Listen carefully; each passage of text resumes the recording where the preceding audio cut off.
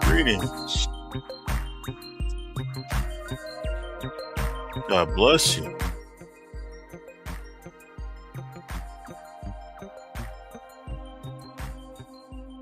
Brothers and sisters, friends and foes, lovers and haters, we are back yet again by God's permission for another wonderful episode here in the After Hours. Tonight, we're going to be talking about something that's, well, as always, it's of strong controversy, but with many, if not all of our topics, it's something that you need to know, need to be aware of, most definitely. And that is President Trump's 10-day deadline against the country of Iran. President Trump versus Iran. What is his 10-day deadline for? Well, to make it plain, Trump is saying that he doesn't want them to continue their pursuit, their research, or essentially any type of action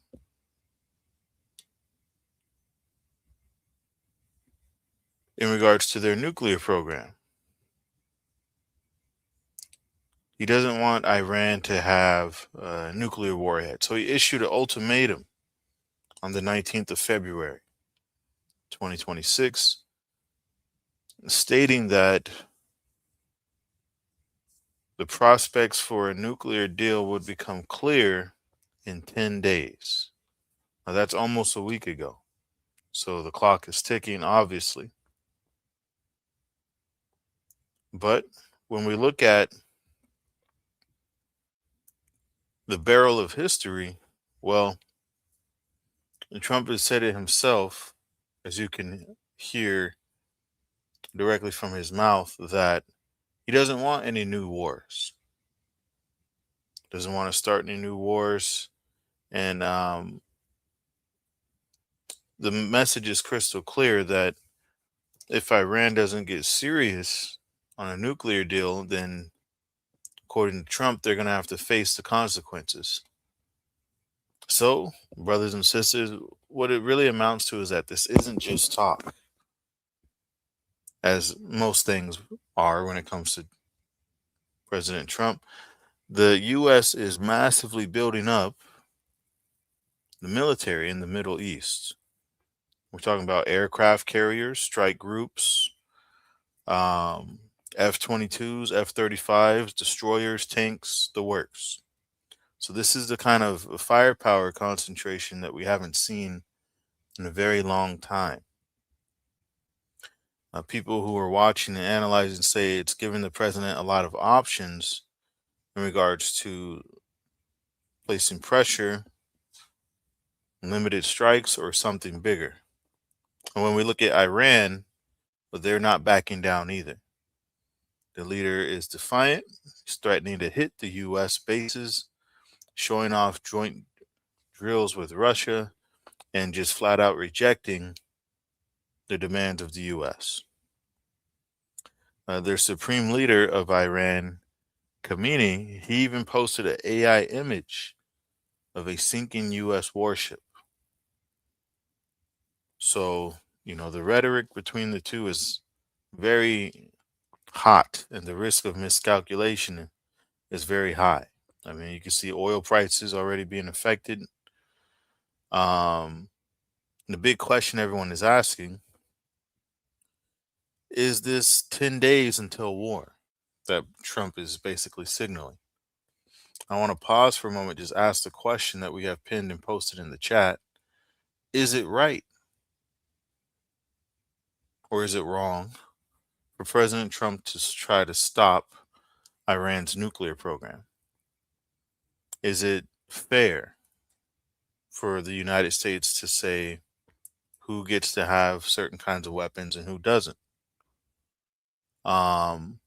There's all kind of speculation because this weekend is the deadline of 10 days. And so people are straight up asking, are we going to attack Iran this weekend? Is Trump going to war for Israel? But Trump is crystal clear, despite all the speculation and confusion. He's very clear on one thing, as you'll hear from him in just a moment. Iran cannot have a nuclear weapon. Let's listen closely to this brief snippet from the State of the Union. President Trump addresses this very issue. As president, I will make peace wherever I can, but I will never hesitate to confront threats to America wherever we must. That's why in a breakthrough operation last June, the United States military obliterated Iran's nuclear weapons program with an attack on Iranian soil known as Operation Midnight Hammer.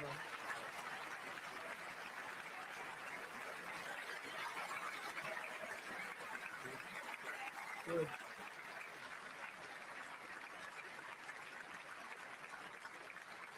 For decades, it had been the policy of the United States never to allow Iran to obtain a nuclear weapon. Many decades.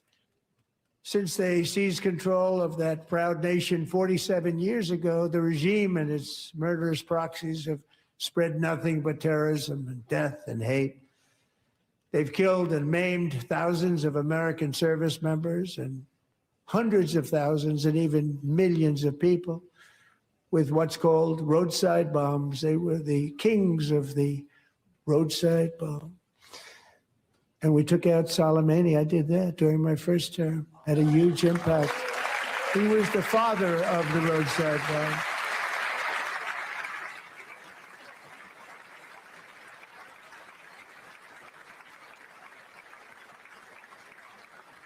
And just over the last couple of months with the protests, they've killed at least, it looks like 32,000 protests, 32,000 protesters in their own country.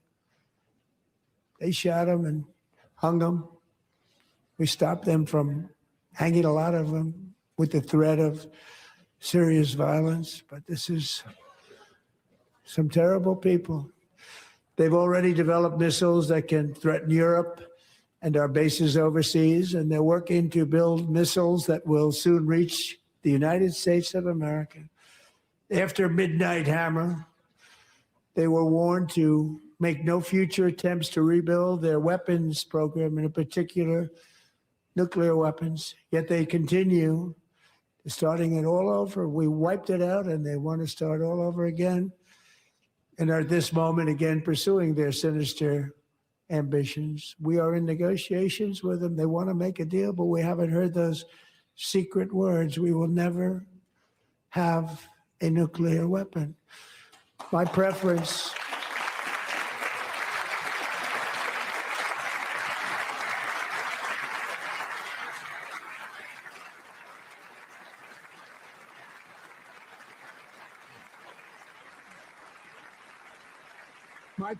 is to solve this problem through diplomacy. But one thing is certain, I will never allow the world's #1 sponsor of terror, which they are by far, to have a nuclear weapon. Can't let that happen. All right. So Trump is very clear. He said we can't let that happen. He called him the #1 sponsor of terror in the world. Um, you know, there's a lot of mixed feelings on what he has to say. But we want to talk a little bit about something that Trump mentioned regarding negotiations, and he said Operation Midnight Hammer. So negotiations started last year, April 2025. He sent a letter demanding, as he said, for them to fully dismantle or stop their pursuit of nuclear weapons. In June of 2025, the U.S. and Israel had bombed 3 sites together. And one thing Trump didn't say was that the strikes, they did damage certain things, but they did not wipe out the program, as he's saying. They made them start all over. That's unfortunately false. When we look at the facts, um, he set them back by a few months, but Iran moved their stockpiles before the U.S. was able to strike them. Um, so, you know, Iran has secret facilities that are still untouched, long story short. Now, if we go to the chat for just a minute, again, I have to ask the question: is Trump wrong for trying to force Iran to stop their nuclear program? Now, he said he wanted to do it through diplomacy, but he also said that they have 10 days to make a meaningful deal or they will face bad things. So that's obviously a threat. I don't know if diplomacy and threats go hand in hand, but let me know what you feel here in the comments, here in the chat. I want to give some shout outs real quick. We're going to see what you guys have on your mind here this evening in the after hours. First and foremost, I do want to say that we thank the Lord for our wonderful sister, Mrs. TNT. Shout out to you. God bless you. God bless your friends, family, and loved ones. Shout out to Mother Shelley. Shout out to Sister Bless, one of our wonderful moderators. Shout out to Sister Anita Thompson. Shout out to Mother Mercy Carr. God bless you. Sister Vanessa, shout out to you. Let me see who else we got in here. Shout out to Brotherly Love, 2158. Greetings and God bless you. Shout out to Sister Gwendolyn. Shout out to my brother Leo Fernandez. Amen. God bless the Fernandez family. I'd seen some things already in the chat. I'd seen some things already in the chat. Sister Bless makes a good point. She says, we have nuclear weapons in the U.S., so I don't understand why he doesn't want other countries to have them. Right? That's the main principle of my question. Is it fair, right? Is it right for the U.S. to designate who gets what and who can have what? Obviously, many different countries have what they would call nuclear weapons. Is it fair for the U.S. to say, not you, you can't have them? I mean, if you look at the facts, Iran's nuclear program isn't new.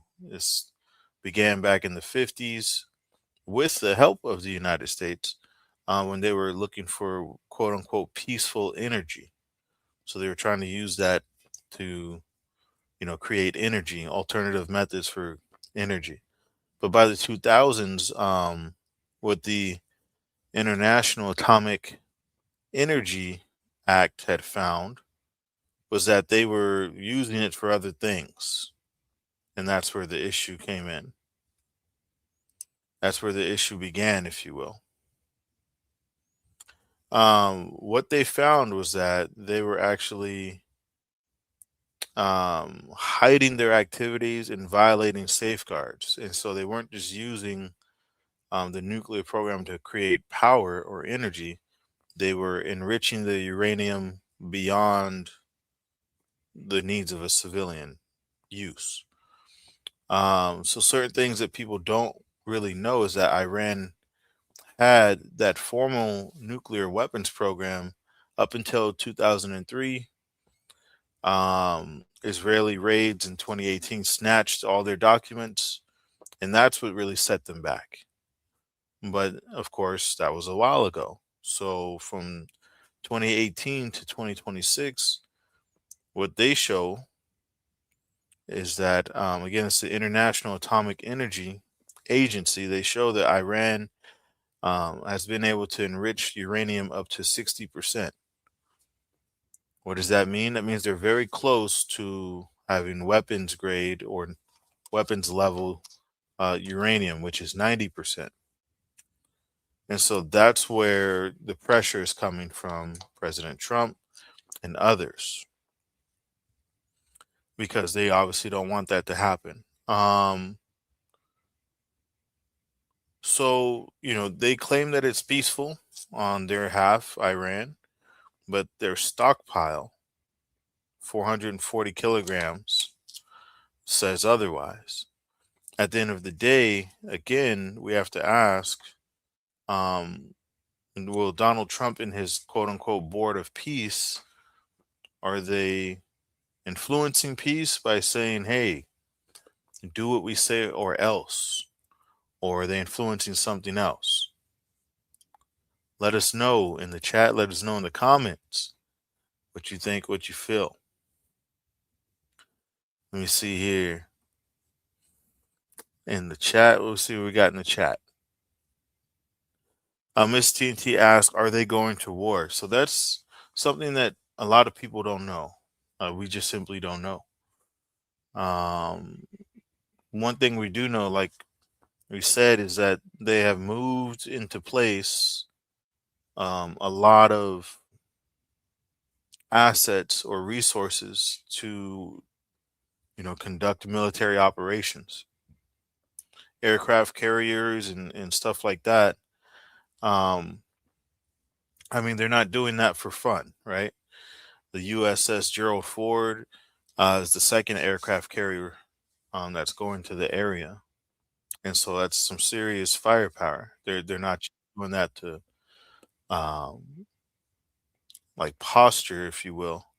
But I mean, then there's Congress who says, "Wait a minute, um, you're not able to do this without our approval," and that's where people are saying, "Okay, regardless of what Trump has to say, um, he's not going to be acting on his own. He's not able to act on his own, quote unquote." I want to give a shout out to brother Michael joining the panel tonight. Michael, God bless you. How you doing? God bless you, brother. I'm doing well. I won't be able to stay on very long because I'm actually at a hotel right now in Charleston, West Virginia. So, but I'll talk to you as long as I can. Hey, I appreciate that. You said you're on your way to, you're boarding a flight? No, I'm actually at a hotel in Charleston, Oh, West okay. Virginia. Yeah, I fell through the porch of the property that I'm renting, and it got pretty bad, so I had to go to a hotel for a few days. I'm sorry, man. Well, I hope That's everybody's all all right. right. Yeah, it was just me that fell. Luckily, I didn't have my little one in my arms or nothing. I was carrying in groceries and I stepped on a board. And when I did, I went right through and it pretty much bruised up my whole right leg and everything pretty bad and stuff, but I'm all right. Mm. Well, I'm glad to hear that you're okay. Definitely praying for quick healing and comfort. Yes, So sir. thank you. I appreciate it. Um, Michael, this is a what good what are your topic we thoughts? have here. What are your thoughts on this? Well, oh, excuse me. I'm sorry. You got Is to is think it about, peaceful, Michael, the way that this is being handled? well, with the Ayatollah Allah Khomeini, I don't think there is any peace. Uh, you look at Tehran, Iran.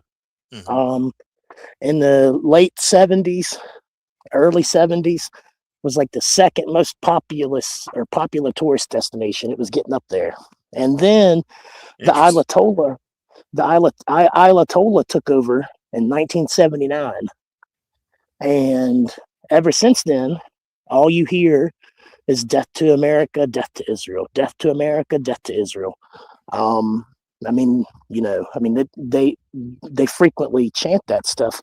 Uh, you know, so to have somebody that's always calling for days of rage and assassinations and death to countries, it wouldn't be very wise or prudent to let them have some kind of you know mass destruction weapon. So I think that you know they probably shouldn't be able to make nuclear weapons. But let's face it, if they're allies with Russia and China, uh, they probably already got them technically, because it's not like their friends don't have them. Unless their friends didn't give them to them. And if Russia or China won't give Iran nuclear weapons, what does that really say about that government's character? You know, I mean, you make a lot of good points. Again, no one can ignore the fact that what they do to their protesters and their population is obviously not inhumane. right, inhumane to say the least, right? Right. Yeah, I Um, seen a video of a protester that got bludgeoned with an axe. right. So I mean, the way that they treat their population is obviously, a telltale sign of how the government operates. But I have to ask, Michael, are they the only government that is like this? Um, no, they're not the only government that's like this. Right. And to a degree, all governments are kind of like that. No matter Well, I where you mean, go in the world, yeah, there's always. for But sure. I mean, it's at that same level, right? right. But when you're Public talking about killings and stuff like Islam, that. but Right. when you're talking about Islam, that's a whole different story Whole because different ball when game for sure. yeah, when you read the Quran, it says that basically it calls out Jews and Christians by name and Mm, says, you know, non-believers and everybody that don't assimilate to Islam hmm has hmm either got to pay a tax and become a lesser citizen, or they got to be killed. Um, and anybody that's following Islam and doesn't believe all that stuff, it's written in the book. So if I know that a lot of people that are Muslim claims to be the religion of peace and everything, but hmm when you read the Quran, it's very violent, uh, very violent. And Muhammad had, I wouldn't say a love hate relationship with the Jews because he didn't have no love, but mm, similar, because one minute in the Quran, Muhammad talks about how the Jews are the ones that was given the scriptures and all this stuff. And the next minute, he's talking about how that, you know, they're, they're subhuman, all these other things. But, you know, it's a crazy world we live in. And, the Bible in Daniel, when it says that the prince of the south, or sorry, the prince of the north will have indignation with the holy covenant, and he'll go and he'll get a coalition of all those that forsake the holy covenant. And I'm not saying it's like this, but to me, that sounds like the Muslim world, because you cannot be Muslim and and believe in the holy covenant, because you got to think this is Daniel.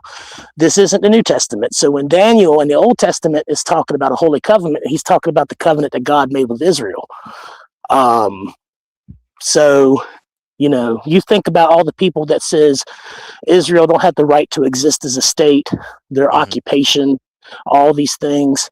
So a lot of people, you know, a lot of people have a lot of ill will and bitterness toward uh, Israel. I guess people calling them Zionists or whatever. But Yeah. when you read the Bible, God talks about Zion, and people should read the Bible and says what God says about Zion before they go and you know hate hate everybody that has the word Zionist attached to them. Um, you know, it's just crazy to me because I know inevitably what a lot of people aren't going to tell you or tell people in general is that it says in the Bible that that day shall not come Hmm. unless they come falling away first and Jerusalem trampled underfoot for 42 months. Now, I didn't say Israel because I know a lot of people say that, when you're talking about Israel, you're talking about the body of Christ. You Right, say right, you're right. talking about the body of Christ. That's what they say, right? But it didn't say Israel. Well, Michael, let me not to cut you off, my friend. You make a lot of good points, but I know I only have you for limited time, so I want to ask Sure. the crux of the question here, the core question, if you will: Is Trump wrong if we're looking at the pros and cons, backed by facts and public evidence? So, pros versus cons. If you look at what's going on, Iran is, like you said, closer to a bomb than ever. Um, Stopping them prevents Middle East. I guess all out war, right? Or nukes race, and protects Israel, like you said. Um, Public support. I mean, we see people in our chat already. They say Trump must strike Iran to avoid looking weak after Khamenei's defiance. And people are calling Iran untrustworthy. Think of that um, nature. They're basically saying Trump is forcing evil to back down. But what are the cons? And that's what I want to look at as well. 70% Americans oppose actions, direct action, and that's just polls, of course. Um, Others say his presidency is over if he hits Iran. Um, but I mean, the main thing here is Iran could lose control in chaos, which would mean the nukes falling to terrorists.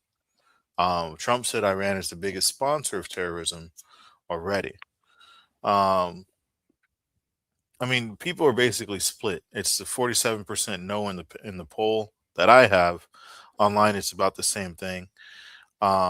So I have to ask, I guess, if we look at the hidden things that the public may or may not know, Iran is not just enriching, but they've got missile tech, like you said, from Russia. Um, and they're China. in China, of course. They have allies that obviously are not exactly U.S. allies, if you will. So they have the stockpile enough for 10 bombs if enriched.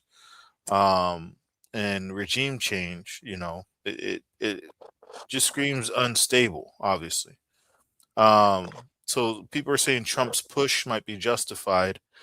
Um, is he wrong in principle? I mean, stopping nukes aligns with global security. But again, I have to ask who allows who to have nukes, right? Because there's a lot of countries that have nuclear weapons, right, throughout Europe, Yeah. right? Well, Pakistan and Pakistan, India, I think, have them too. So that's getting into the Middle East almost. right. So I mean, that's my thing, Israel right? has them. Right, exactly. So if we say keep them out of the Middle East, but Israel have them, then they're already there. Um, I guess, Michael, my biggest question to you, sir, is it fair that America gets to dictate who has what?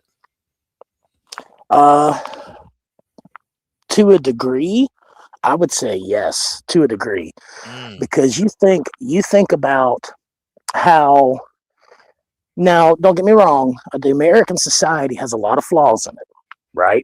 Okay. mhm, But with that being said, this society is probably one of the best societies to live in, you know, because I mean, yes, there's issues like I said, but there's still like a chance for everybody to make something with themselves, or to pursue whatever they want to pursue, to go out and get whatever job that they want to have, and they have freedom of speech, Yeah. even if you don't like it. The freest That's the society, thing. right? Right. And you can see that in our societies, we do have violent ones, sure. But in a whole, America don't have people fighting in the streets with machetes, or That's true. just a lot of things. So I think that America has a pretty good handle, to a degree, on what you would call the justice system and fairness. So I think that, with that being the case, and they're the leader of the free world, then yes, I would see it partially being a good thing, because Iran, now, you got to remember, in Islam, uh, Islam's all about conquering other places, because you think about Islam originated, I think, in Saudi Arabia, because that's where Mecca is, and most Arabs in the Middle East. Because when you say Muslim, that's not an ethnic group; that's actually a religion. But Yeah. right. But when you look at the Middle East, they're Arabs, which would be Arabian, because they went out and they've had conquests just like other societies and stuff. But the thing is that I think it could be a good thing. I know a lot of people wouldn't like that, but I think it could be a good thing for like stability in that region. But the real problem is here on our shore, because if anything happens to Iran, you would be surprised as to how many people are actually loyal to Iran and not the United States. So then, now you've got people in this country. Wait, you mean that would, in America, Michael, or elsewhere? yeah. Now, in America, there's a lot of people, you'd be really surprised. There's a lot of people that are more loyal to Iran than they are to the United States. That are in the United States, though, is what you're saying? Yeah. Yeah. Okay. Yeah. 100%. As a matter of fact, a few months ago, I believe, maybe it was a year ago by now, but there was a man that was captured in Lafayette, or maybe it was Baton Rouge. It wasn't Lafayette, because that's Indiana. It was somewhere in Louisiana, and he was actually a former ISIS member. So you got to think about. Also, Iran is a lot richer than what people think. People think about Iran, and they think it's some, underdeveloped third world country, and So, Michael, your audio breaking up, my friend. Can you hear me now? Yeah, and I know you might be busy, so. Most people think of Iran, and they think it's underdeveloped. They think that terrorists live in caves, and all this stuff, and that's kind of like part of propaganda from the United States. Because let's face it, whatever country you live in, it doesn't matter what country you live in, you're going to get that country's propaganda one way or another, because they got to keep morale up. They got to reassure everybody's safe. But really, when you know about Iran, you know that some years ago, about 30 of the world's leading scientists spent some years inside of Tehran, Iran, and we don't know what they've developed. In 2015, I believe, maybe it was 16, there was a group of the Iranian Revolutionary Guard, or maybe it was their more elite forces, but they stood outside of a U.S. base disguised as sheep herders, goat herders. And what they did is the U.S. launched a prototype stealth drone, and they actually took control of that stealth drone and landed it remotely.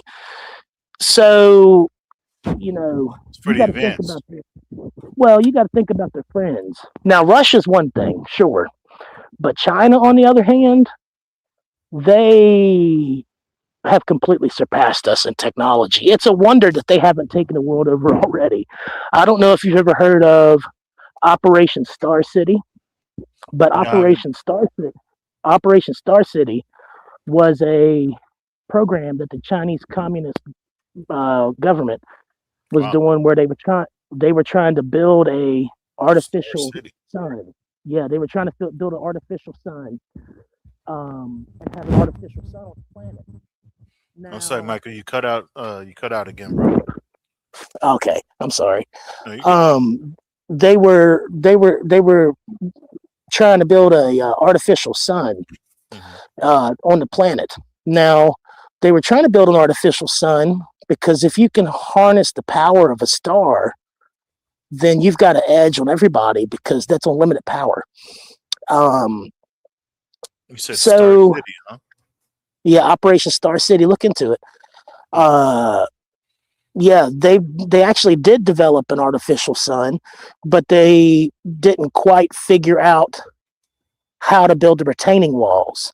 And with the retaining walls, you need like the right electromagnetic frequency going on, because that's what directs radiation from the sun.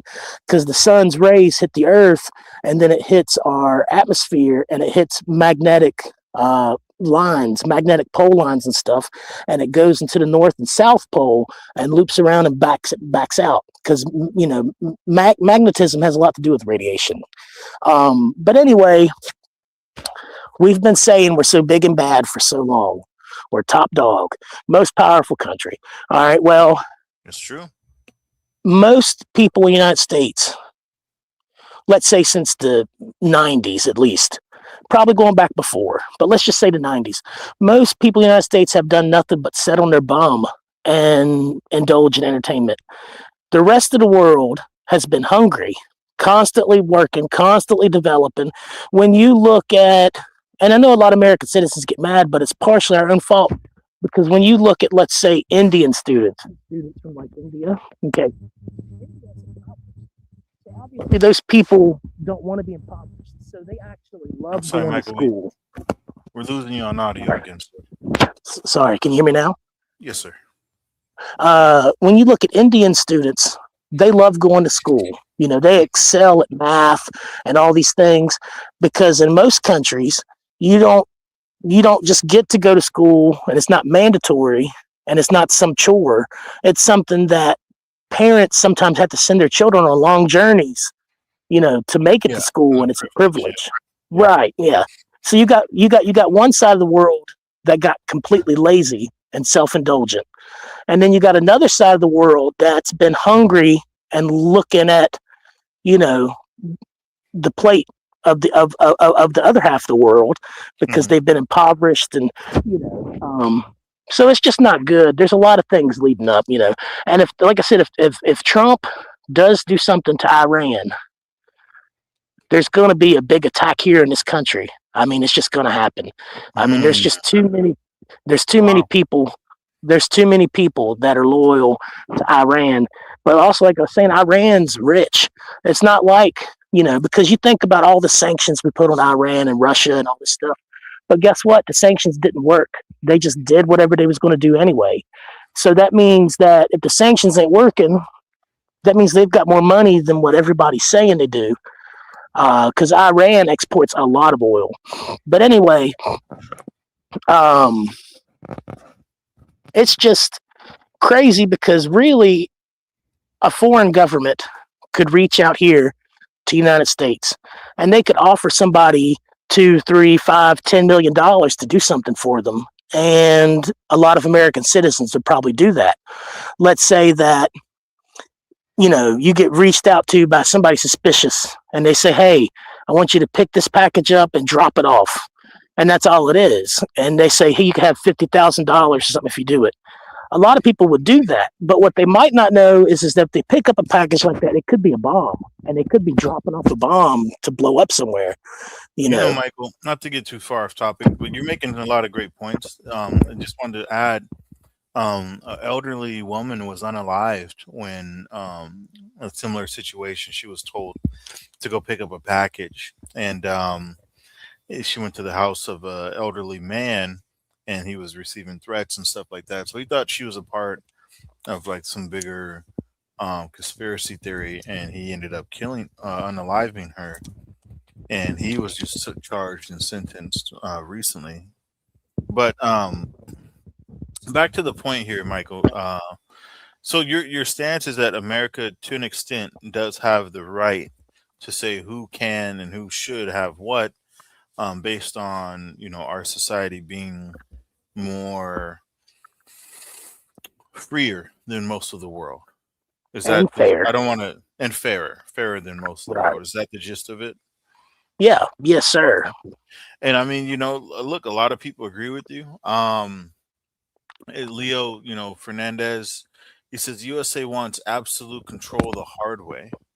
Um, and I think that you're right to in a lot of your points, Michael, in regards to the U.S. and other countries, looking at the way the U.S. operates, specifically our population, and how life is just different on a day-to-day basis, right? In regards to, there are people in poverty, obviously, but Even here. yeah, even here, and that's what I mean. And there's people in poverty in the U.S., but across the world, poverty means a different thing, right? So that's where I understand what Michael is saying is that they're hungry for that position that the U.S. has held for so long, quite such a long time. Well, and Um, let's face it, though, someone mhm, here in the United States that is in poverty, mhm, yes, they may be suffering here by our standards, but realistically, if you're homeless here living under a bridge, you're mhm. still probably better off than some places in, let's say, South Sudan or Well, Nigeria. the fluidity, right, of upward Yeah, mobility in our country is just unmatched anywhere else. You could go from homeless to right. happy in a very short amount of time. I want to pause Well, though, there's Michael. also, oh, I'm sorry. Oh no, you're good. You're good. I just wanted to greet my brother Gino P while he's on the panel. I might be having some technical issues. Gino P, what's going on, man? Yeah, having technical issues. Give me a 1 second as I get my Yes, sir. bearings, okay, brother? Shout out to everyone in the chat. Shout out to everyone tuning in the background and to the panelists, TNT, and to our hosts. Yes, sir. So, Michael, oftentimes when you and Gino P come on panel, I won't say you guys are at odds, but sometimes you guys are at opposing views, if you will. Now, this particular subject, you'd be interested to find, and for those who are watching, Gino P being a fan favorite, of course, he is actually in agreement. I don't want to speak for him as we wait for him to be ready to speak for himself, but I surmise he's in agreement, Michael, with most of the things you've said in regards to specifically Iran not being allowed to have nuclear weapons because of just the way that they operate and what we've seen. Like you said, subject to the country's propaganda, right? Of U.S., Israel, death to them, death to Christians, stuff like that. I guess at the end of the day, my point is, as host, I have to ask the question. I get it. And no one's wrong in saying, hey, if your enemy is saying that they want to harm or kill you, don't give them the means to do so. I understand that for sure. But that's why I have to ask, Michael, is Iran the only country that operates in this way? Because we know there's a lot of countries that have governments that are very, I don't know the word, but harsh, I guess, lack of a better word, on the population. Anti-American. Well, Yeah, not that part, but just humanitarian wise. Like if you rise up and protest, there's going to be some big consequences in a lot of countries, right? Not just Iran. So that's one side, but the other side is anti-American, right? So there's a lot of anti-American countries, and is it okay to say if you're anti-American, then you don't get any nuclear warheads? anti-American would be different than calling for the death of an entire nation. You could be I don't. anti-American and that's fine because, I believe in freedom of speech. If you don't like America and you choose to live here, that's kind of like contradictory. And I'll admit that. But, if you want to say that and you want to live here and rip off our benefits, technically you have that right. Right, Now, if right. you're saying that you want to kill a whole entire apartment building, that's when I draw the line and say, nah, uh-uh. No, I hear you. I mean, there's terroristic threats and there's not. But so Mark in the chat, he said allow terrorists to have nuclear weapons. That's a great idea. Obviously, again, we have to say who gets to define what a terrorist is, right? If you look at how China, for example, how they handle people that break the law, or even if you're late on paying your bills over there, they have different rules and things Brutal. than we do. Yeah, they're very Yeah, very Yeah, they harsh on their brutal. population as well. You know, I you'll think get they even have organ smuggling I was just about to operations say, there. yeah, you'll get disappeared and you'll come back without a liver or a kidney. So, um, obviously, Iran is not the only country that has less than par humanitarian things going on when we look at them versus us.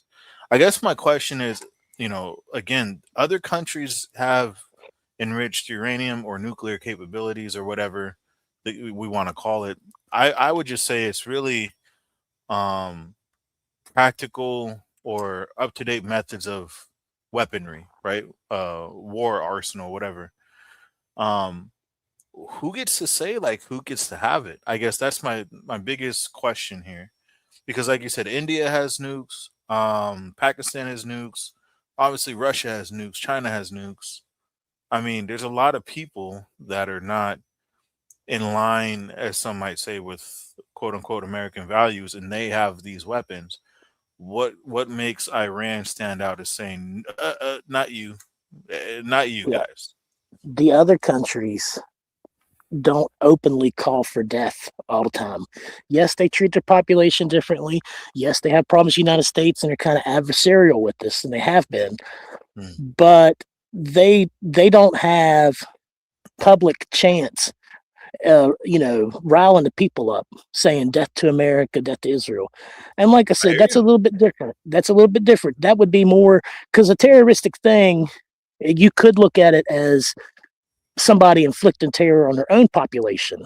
But Right, that's what I'm saying. that's only partially true because a terrorist would go out and commit attacks in the name of, you know, their Whatever. religion or Hmm. whatever, right? Outside, because even the Muslim countries, and I'm not saying anything bad against Muslim, but when they have terror attacks over there, it's normally not terror attacks in, let's say, Iran or something. They don't, I mean, unless it's like protesters. And that's what I was going to say earlier, by the way. Trump has put himself in a box because if he Hmm. don't strike Iran for the fact of them getting nukes, people are definitely going to be upset with him for not striking Iran when he told those protesters, hey, help is coming. Because now people are sitting there dying, revolting, hoping for help, praying for help, and help's not coming. He hasn't struck them yet. Thousands of people did. And the U.S. is dragging its feet to a degree because, Right, right. there's a lot of red lines. And Well, I I mean, know a lot of people. Go ahead. no, I'm sorry to interrupt, Mike, but that's my point, right? There's a lot of countries that have protests, civil unrest, if you will, and their government is very harsh on the people, right? I mean, we know across the world, there's a lot of countries in the Middle East, a lot of places, like you said, India. I'm sure there's a lot of African countries that are very, very tough on their populations, and others, But my point is, again, who gives America the right to go in and say, you can't do that? Well, like I said, they're pretty much the global police to a degree, because America has more. You're right They about really that. do. Yeah, they have more military bases across the world than any other country. Yeah, I mean, they're just And superpower, right? So, yeah, well, and to a degree, like I said, when you look at the impacts that America has had on the whole world, how many mhm. countries became more free because of us and have more fair societies? You know, I they hear you. The America. greater good outweighs the greater evil. Right. And America doesn't necessarily go forcing its politics and democracy on the whole world. It kind of tries a little bit, but Mhm. nonchalantly. It don't actually directly say, "Hey, do it or else." Well, like when S- they put in, certain not to cut you off, Michael, but like when they try to do regime change, right, by right, installing, whatever factions or candidates or whatever, that's more of right, like a hold it, you know what I mean? Obviously, right. that's people don't like that because it's like, wait a minute. Well, the problem is that every country would do that to a degree. Well, You right, think, that's what I'm saying. And yeah, anybody would because do it to make the world more, like them. aligned to their benefits. Yeah. Right. And but there was an interview that Donald Trump had when he was talking about spies, and and they said, are you really, trying to be more friendly with China and all this stuff? And he says, yeah, but we're spying on them. And they said, well, you're going to be friends with them while they're spying? And he says, yeah. He says every country does it. Every country spies on every country. So Yeah, to an you got to extent, think about, right? well, you got to think about this too. Before the tariffs, before all this stuff, a lot of our ally friends that we believe were allies were kind of changing their views and all this stuff. Um, I'm sorry, Michael. because We're you got to losing you think. on audio, sir. Sorry, can you hear No, me you're now? good. Yes, sir. A lot of our allies and stuff that we thought were allies were kind of changing their views on America, and Hmm. they have been for a while because there's backdoor deals that countries engage in with, like, let's say China and Russia and all these countries, and some of those countries can make our allies' life easier because you know um, America tries to get like fair compensation, uh, you know, so it makes things more expensive for them and all this stuff. And Germany's not in the position to really side with the West that much because a lot of the gas that goes into Europe, the natural gas and all this stuff, it comes from Russia. I So hear you. all of Yeah. those countries kind of, at the end of the day, if Russia threatens to cut the gas off and all these things, you got to think about how they're going to be, they're going to have to scramble to do something. Um, so there's a lot of things that go on that people don't talk about because there's Mhm. I'm sorry, Michael. We lost you on audio, sir. you're talking about all these countries making agreements and deals internationally. You're talking about too many pieces to a puzzle for one person. So there's a lot of inner working mechanisms involved in like global policy, global trade, I got you. I just got you. even local, really local law. I'm Because sorry, when you Mike. go We're through, losing you on audio, sir. I'm sorry. No, you're good. Uh, So when let me you let when, me let me pivot real quick, not to cut you off, Mike, because you make a lot of good points. Gino P, I have to ask you this question if you're ready. Yeah. Um, the chat is, a lot of different views in the chat. Michael has a lot of good points. Patrick, he brought up a good question. He said the question was, should Iran be allowed to have nukes? Gino P, should America be? Is it okay for America to tell someone who can and who can't? They have the military power to do so, right? So Yeah. But so that turns the question into, does might make right? no, never. It never does. Right. We know it's hypocritical. America gets to have nukes. They don't, right? We know that they are a radicalized country because of their leader. But I got some footages I would like to for us to react to if y'all would give Okay. me a minute. Okay. Uh, but there are opposition to the Ayatollah in his own country. Yeah. Well, that's the So I played a clip here, and I know you guys may not have seen it yet. Um, it's a real short clip of Trump speaking on Iran, speaking on the protesters, and some of the tragedies that they have to go through. While we wait for Gino P and Michael, while we have you, I want you guys to listen real quick to this short clip from the State of the Union, President Trump speaking on Iran directly. As president, I will make peace wherever I can, but I will never hesitate to confront threats to America wherever we must. That's why, in a breakthrough operation last June, the United States military obliterated Iran's nuclear weapons program with an attack on Iranian soil known as Operation Midnight Hammer.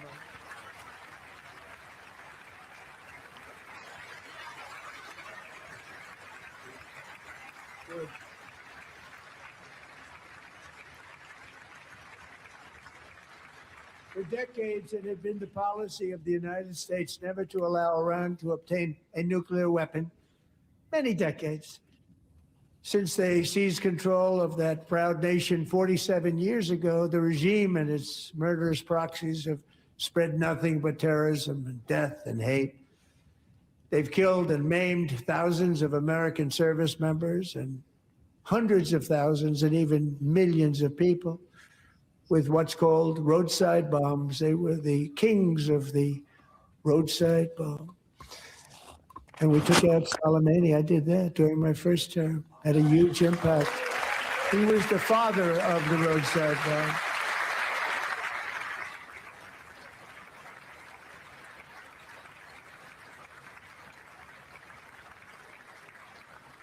And just over the last couple of months with the protests, they've killed at least, it looks like 32,000 protests, 32,000 protesters in their own country. They shot them and hung them. We stopped them from hanging a lot of them with the threat of serious violence. But this is some terrible people. They've already developed missiles that can threaten Europe and our bases overseas, and they're working to build missiles that will soon reach the United States of America. So, Gino P, I want to stop it right there. You can hear Trump stating his case, obviously saying, hey, look, they're not very nice over there, and they're plotting and planning on, striking us over here. So I understand. I understand people saying, well, Trump's trying to defend America by taking preemptive movements. But I guess, P, when we look at Iran, right, they have their rights too, right? Because there's a lot of countries that have, again, nuclear weapons. So I guess my point is, why is others allowed to have it, but not them? I'm glad you said that. And I have an interview. Uh, let me know if you can see it, TNT. Jeez, what I do here. Let me see here. It's Okay. too small though, right? No, this looks good. Let me see. Oh man. Okay, yeah. Too small. Hold This on, hold came on. in a different. It came in a different format. Yeah, forget about it. Hold on. Let me stop sharing for a second. No problem. No problem. But no. I mean, let me know. Based on what you've heard, and based on what you know, Gino P. I know it's getting late over there, Hmm. but you know, I get it. You don't want to let someone who said, "Look, we're plotting to harm you," have the methods and means to harm you. I guess, but my problem is there's more than just them, right? In the world that has said whatever, death to America, or that has said down with America. There's more than just them that has said that, Yeah. right? So, are we approaching the others this way? Is it even on all sides? Is what I'm saying. No, Iran is, I guess, in America's eyes, is right for the taking, Mm. right? With the protests that are going on, and the unstableness in the Middle East, right? Oh, so like So, time for regime change type thing is what you're saying? well, yes, remember, even I don't know what I'm doing, TNT, but Oh no, you good. Take your time, bro. uh, yes, time for a regime change. As far as one, got to remember that they're Muslim, but they're a different kind of Muslim, Hmm. right?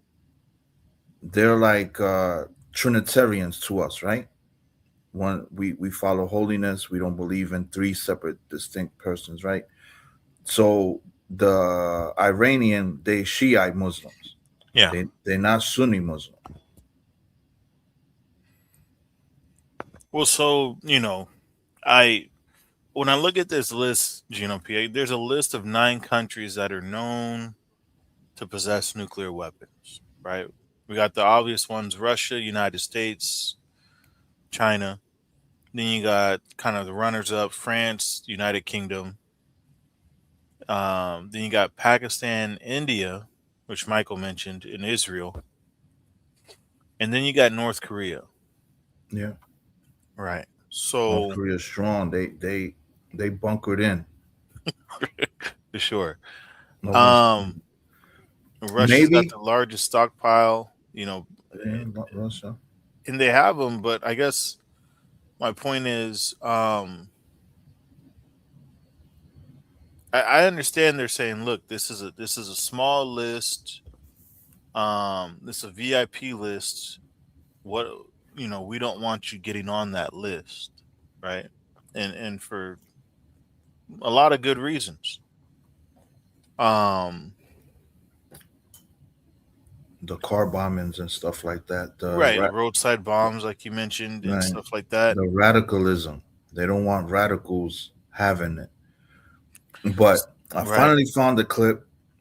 Okay. The foreign minister of Iran had an interview, All right. and he's gonna, uh, the pros and cons, right? I'm against Iran having nuclear weapon, as far as, politically and current events is a radical country, Yeah. right?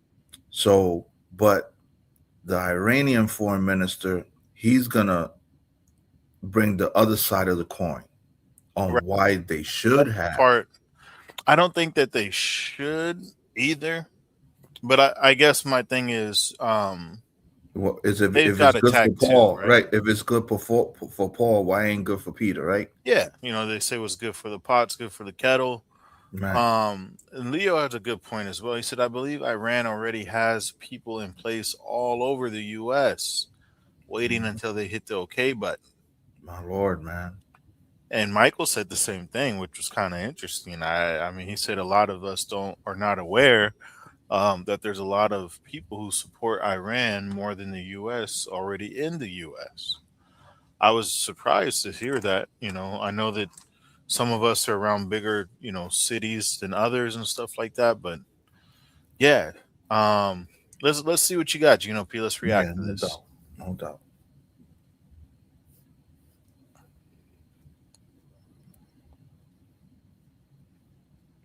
It'll help if I don't mute myself. No, you good. This is the Prime Minister The Prime Minister of Foreign Affairs for Iran. for Iran. I stopped Okay. sharing for a second to No, that's all unmute right. it. That's all right. I mean, I'm just gonna read a couple more of these comments here. Um, Daryl H. Shout out to him and says Iran cannot get a nuclear weapon. Shout out to Gun B. He said to them, we are the terrorists. Hmm. Mm. I mean, that's the other Ain't that point, something? right? Well, I mean, like I was saying to Michael, the U.S. we know will put in, I don't know the right term, Manchurian candidate. Basically, they'll install like A puppet. yeah, puppet candidate to run against, a country that's about to have regime change, and that puppet is obviously like a U.S. backed person that has all the United States interests in mind and policies in mind. And they're like, yeah, they've been successful doing this at other times. Other times they got caught red-handed and it didn't work out so well. But my point is, when people say like Michael that the U.S. polices most of the world, what are your thoughts on that? The U.S. policing the world, I does that agree. make us the terrorists? I agree that U.S. Patrols the world. Right, is the strongest military force, and that's how United States flexes muscle, right, with the army. But Hmm. I'm glad you also brought up the puppet, because I Hmm. have the puppet's interview. There is a puppet already, Oh wow. Okay. so Okay. we'll react to that too. Okay. Yeah. But Well, I mean, they like I said, they've done it before in and they'll do several it different again. countries. They did it, and they'll definitely do it again. But let's see what the Prime Minister of Foreign Relations for Iran has to say. He states the case for them having for them having, yes. nuclear weapons. There's pressure on President Trump from within his own party. There were 52 Republican senators, 177 House Republicans who have called on President Trump to demand zero enrichment and full dismantlement of your nuclear program. Why should President Trump consider allowing Iran to have even the smallest bit of enrichment? Well, first of all, enrichment is our right. We are a member of NPT and we have every right to enjoy a peaceful nuclear energy, including enrichment. How we use this right is something related to us only. The enrichment is a sensitive part of our negotiation. The American team knows about, they knows our position, we knows their position, and we have already exchanged our concerns. And I think a solution is achievable, but I'm not going to negotiate through media. No, I understand, but we have seen very public statements from the president that he said no enrichment, and that's a red line. But when you say it's your right, okay, but you could get enriched uranium and buy it from someplace else. You know this, you've done this. Is demanding the right to enrich on Iranian soil really worth the risk right now? You're facing the potential destruction of your country and the regime based on the kind of military buildup we're looking at. Well, I think as a sovereign country, we have every right to decide for ourselves, by ourselves. We have developed this technology by ourselves, by our scientists, and it's very dear to us because we have paid a lot.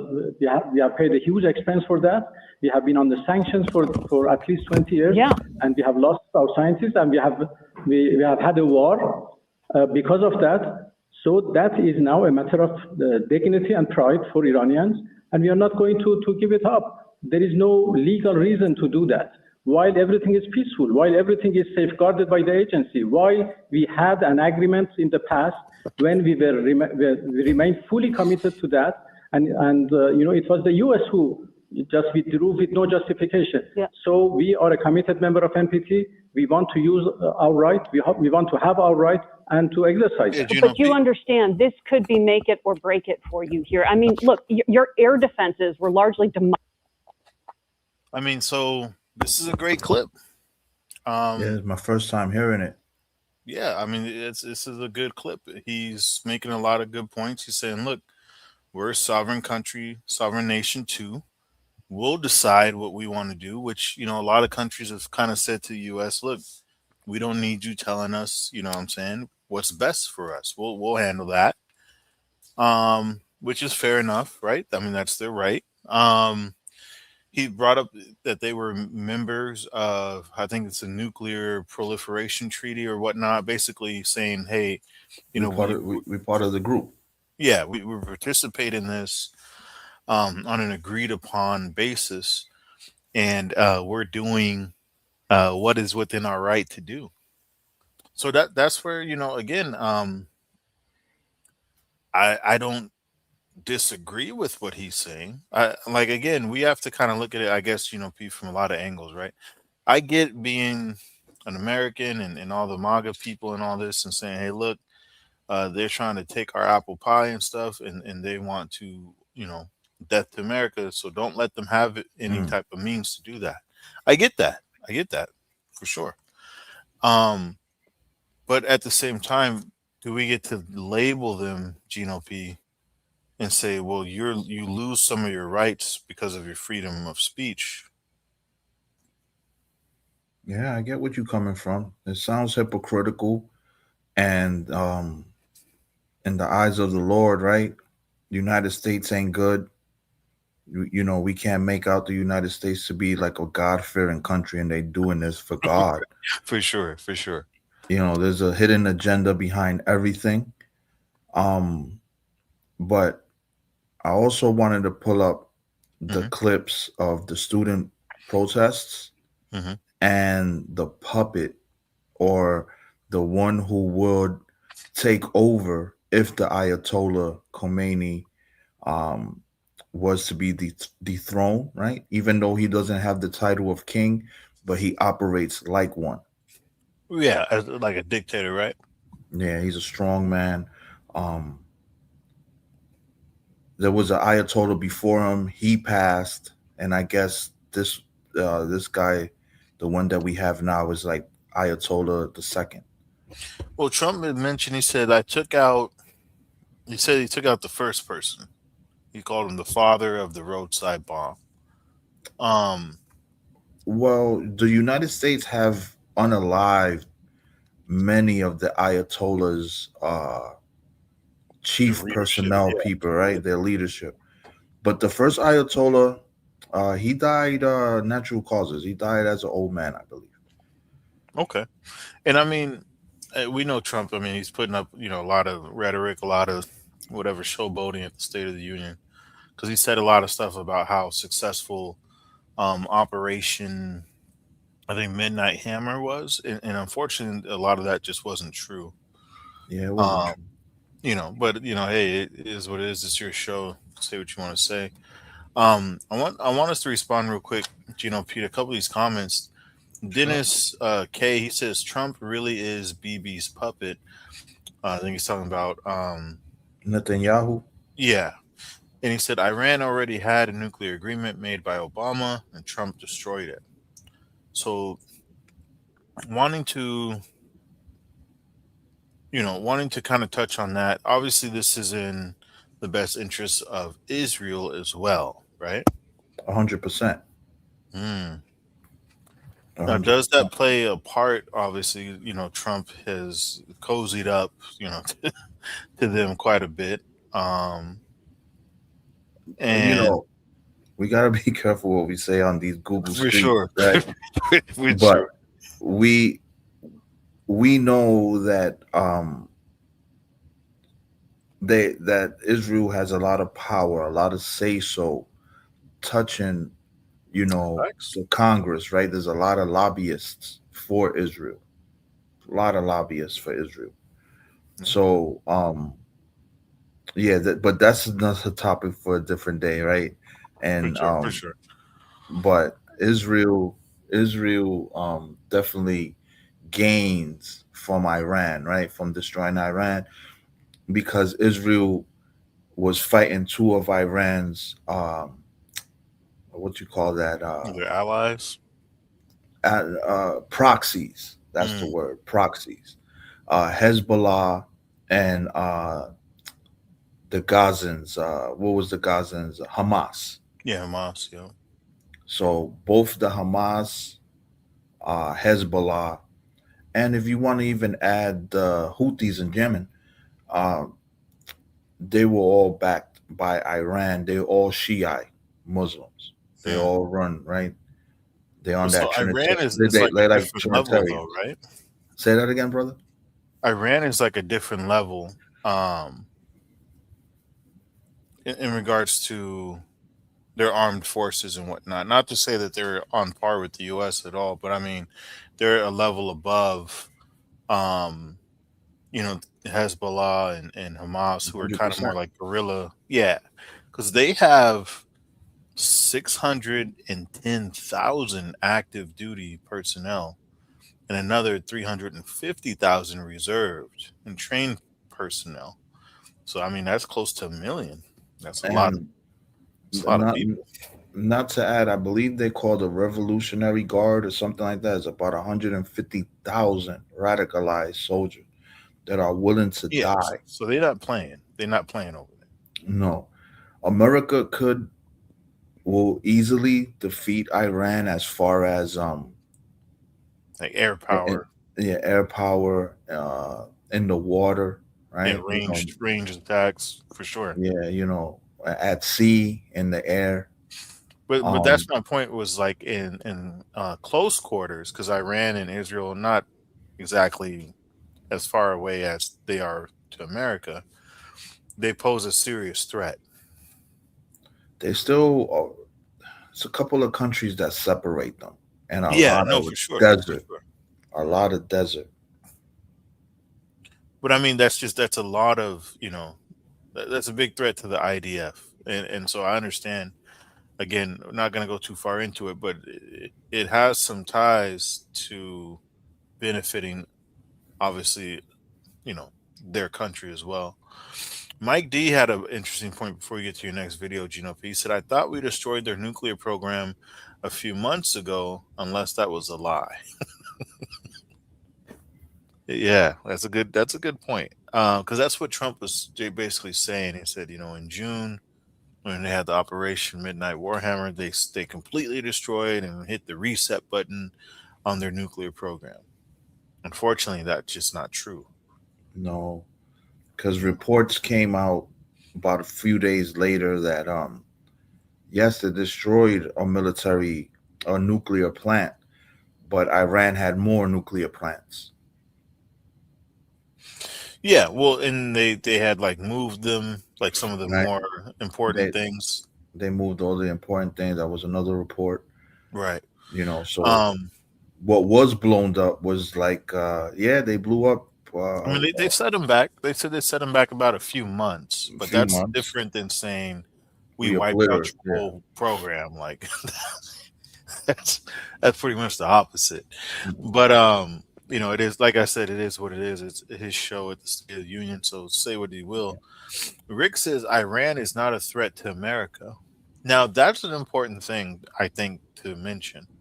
Um, Iran, with the way Trump was phrasing it, he said that they have missiles that can reach other countries, like as far as our bases and in our ally countries, and they're developing missiles that can reach the U.S.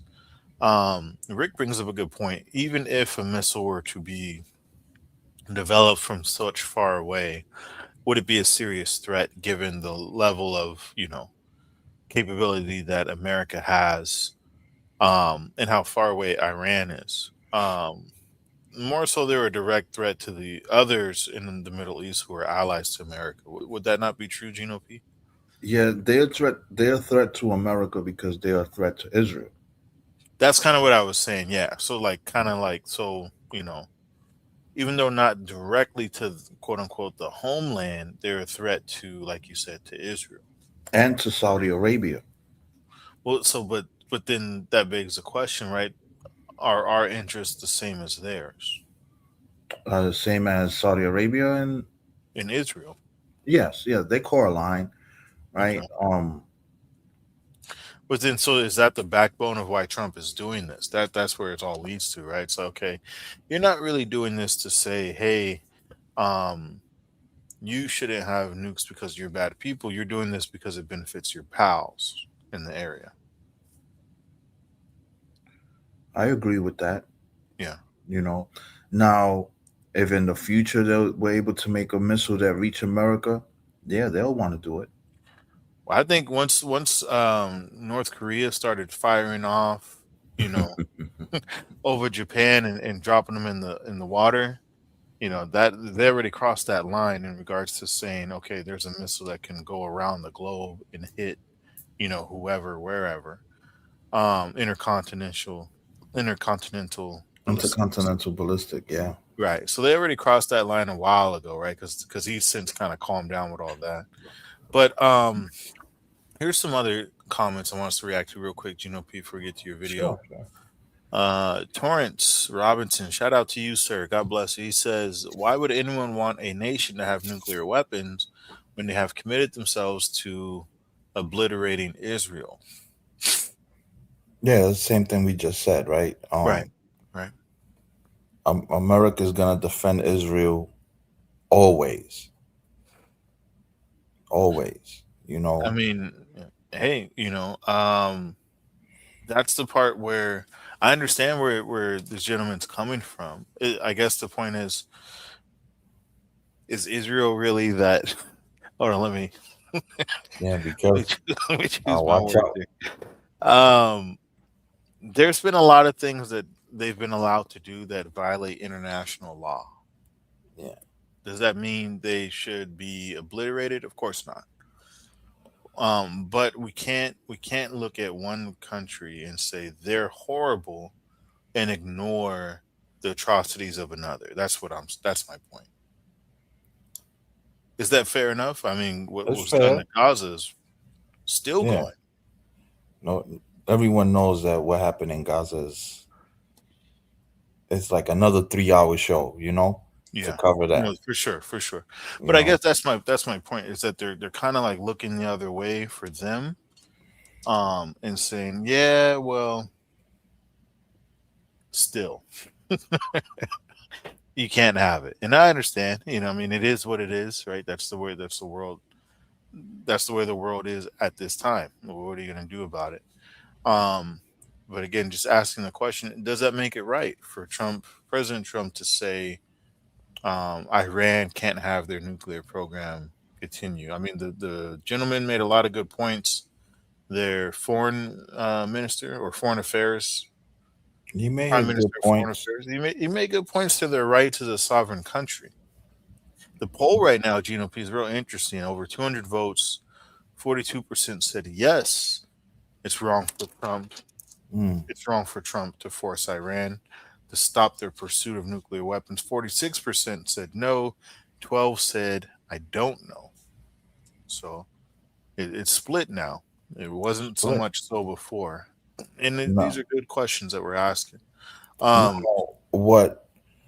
Go ahead, brother. Very few. It was an incident that not many people covered, so Hmm. it was kind of hard for me to find this footage. But I found someone who covered it. There are already military like squabbles, if you want to call them, going on between the United States and Iran. I have the clip also, so we could react to the Okay. U.S. taking over an Iranian ship over there in foreign waters. They deboed they deboed an Iranian ship. Okay. So there's been Um, little squabbles already. yeah, let's take a look at this clip. Looks like we might have somebody from Iran in the chat. Shout out to you, Saeed. He said 9:55 a.m. in Iran. Yeah, God Saeed, bless Iran. Saeed, Saeed. give your opinions in the chat because you over there in front line. Yeah. But the clip I'm about to play, uh, this is the crown prince of Iran. Mm, His father was the Shah of Iran or the king of Iran before he got deposed. I believe it was in 79. He got deposed in 79 by the first Ayatollah. So this is the crown prince who still lays claim to Iran and is backed by the US, or like you said earlier, like a puppet or whatnot. interesting. So wait. He's got ties like royally to the older. He's the Um. crown prince of the king that was deposed Wow. from by Ayatollah the first. So they were then allies. It sounds like because you said he's. Oh yeah, the Shah of Iran, the first Shah of Iran, right, or the last Shah of Iran. Mhm. He was a U.S. backed um person, right? One of those puppets, if you like to call them. It's interesting.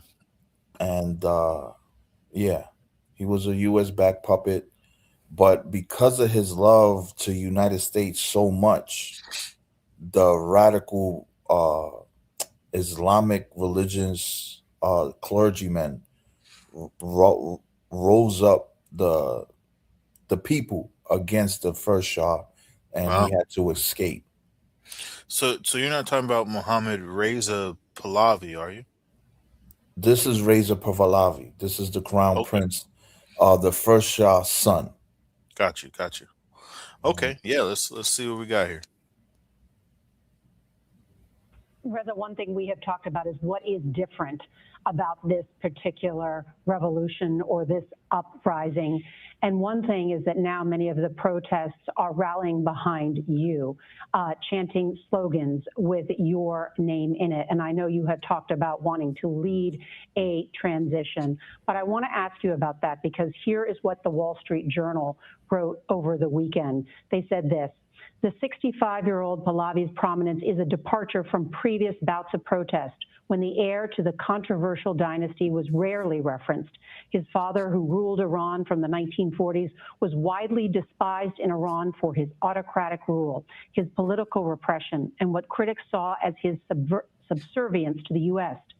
Few analysts think Pahlavi has a real path to the throne or leadership in Iran. His improved reputation in recent years says more about the mounting discontent with the Islamic Republic than it does about a genuine desire by Iranians for a return of the monarchy, analysts said. So I want to allow you to respond to that, Reza. Why would you be the right person to lead such a transition? And why should people trust you to return the country of 90 million people and bring them towards a democracy? Well, it's interesting the way you characterize it, because if the people did not actually believe that I can be the person doing that for them or the person to be trusted, there wouldn't be the millions on the streets of Iran, in the four corners of Iran, chanting my name and asking my return. They do. And that should be indicative of the reality on the grounds. But why is it that I offer my service to Iran? I'm answering their call. I've stepped in to lead this transition, and I have a plan for that. I have a whole host of people who are helping us, lawyers, jurists, economic experts. So we're not just talking about a regime that needs to go. We're also talking about what's the alternative. And in terms of the political alternative, it's a constitutional process. The interim government will be able to organize free elections so the people can send their representative in a constituent assembly to ultimately debate what ought to be and the final form that the future democratic secular system in Iran should take. I'm not here to advocate for a republic or a monarchy. I'm here to be the honest broker above the fray in complete neutrality, making sure, however, that we have a fully transparent democratic transition. But the expectation of Iranians is to be able to have a smooth transition, to be able to have a stable transition, and that is why a big part of my campaign depends on having, unlike other scenarios of regime change in the region that did not pan out so well, the Iranian scenario includes maximum defections of elements that can be part of the solution. That is why I've launched this campaign many months ago, and we had over tens of thousands of respondents, members in the military, paramilitary forces, and the civil bureaucracy that will be able to be part of the solution in the future, so long as their hands is not soiled with the blood of the Iranian people. And that is something that will bring people a sense of confidence that they're responding to my call, that they can trust me in this. And I intend to do exactly what I said, to help them achieve that end. I'm a bridge and not the destination at this point. But Reza, how can you promise and how can you make people who may doubt what's next with you in charge of a transition, that this will not be a return to a monarchy, that this will not be a future autocratic government? Because they have followed my path and my track record for 46 years. From the very beginning, they know what I stood for. What I tell you today, Nora, is what I said 40 years ago. I've been a man of my word, and I'm my own man.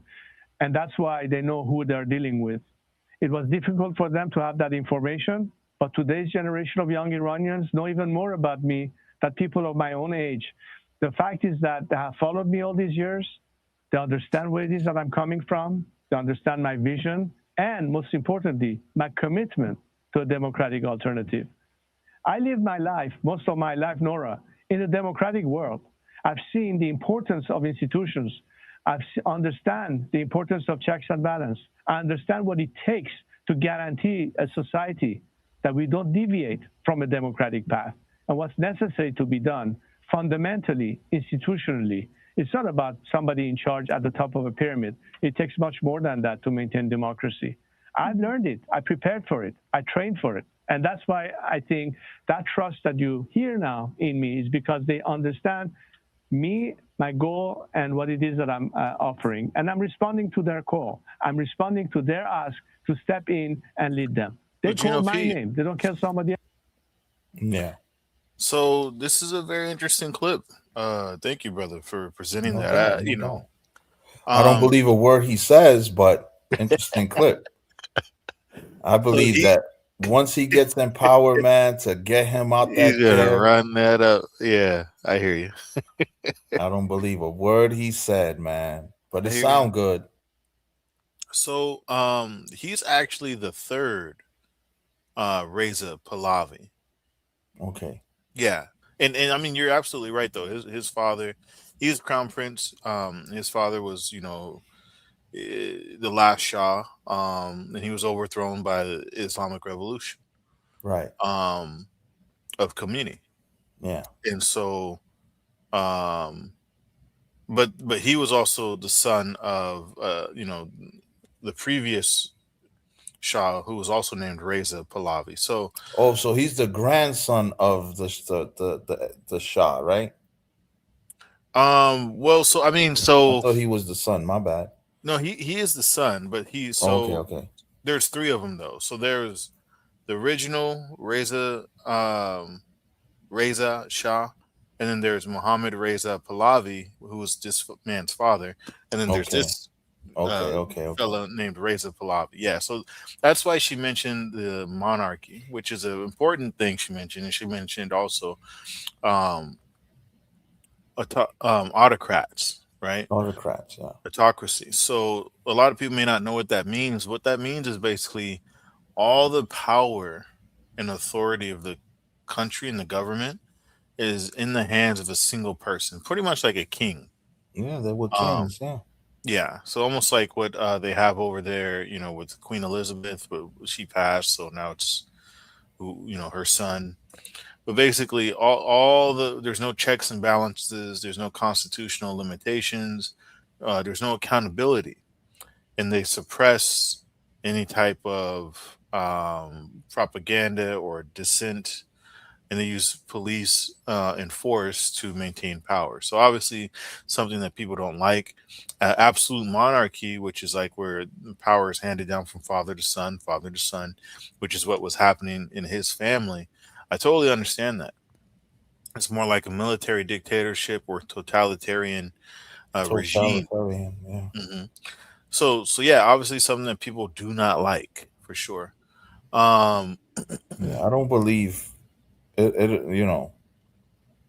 he's gonna have to show that he truly means what he's saying. Because I don't believe him. Well, I mean, so yeah, I definitely will say he makes a good what's the word? He talks a good game, right? I mean, Hmm. he's been in the US, he graduated from USC. So he's been Americanized for long enough. He's obviously an older gentleman. So I say all that to say he has enough knowledge and experience to run this um even to make it look like there's no foul play going on, even if behind the scenes, that's the like a shadow autocracy, if you will. So I understand what Gino P is saying, and those are good and well found concerns. Here's a big question though, Gino P. If the um, protests that are happening in Iran right now, and they're calling for him to come back, right? They're calling for the return of the original monarchy. Um, should the people have what they want? Well, I don't know about if they chant his name. I mean, I, that's what I say. He talks a real I good don't know game. if they chant his name, but I do have a clip here. And like I said, none of these clips, I just pulled them up. I'm watching them first time all the way through and reacting in real time. I'm reacting to him in real time, just like everyone in the chat and everyone at home. But I have a clip right here of this is the third straight day at the universities in Iran, but I didn't hear his name being chanted. But Yeah, I only heard a little bit of it because I want to see if it was a clean video, right? Because I didn't want to share nothing here dirty. no, I But appreciate that. Appreciate that. uh I only watched like 10 seconds of it, so this will be my first time reacting to it. I'm gonna pump up the volume and see if I hear his name being chanted.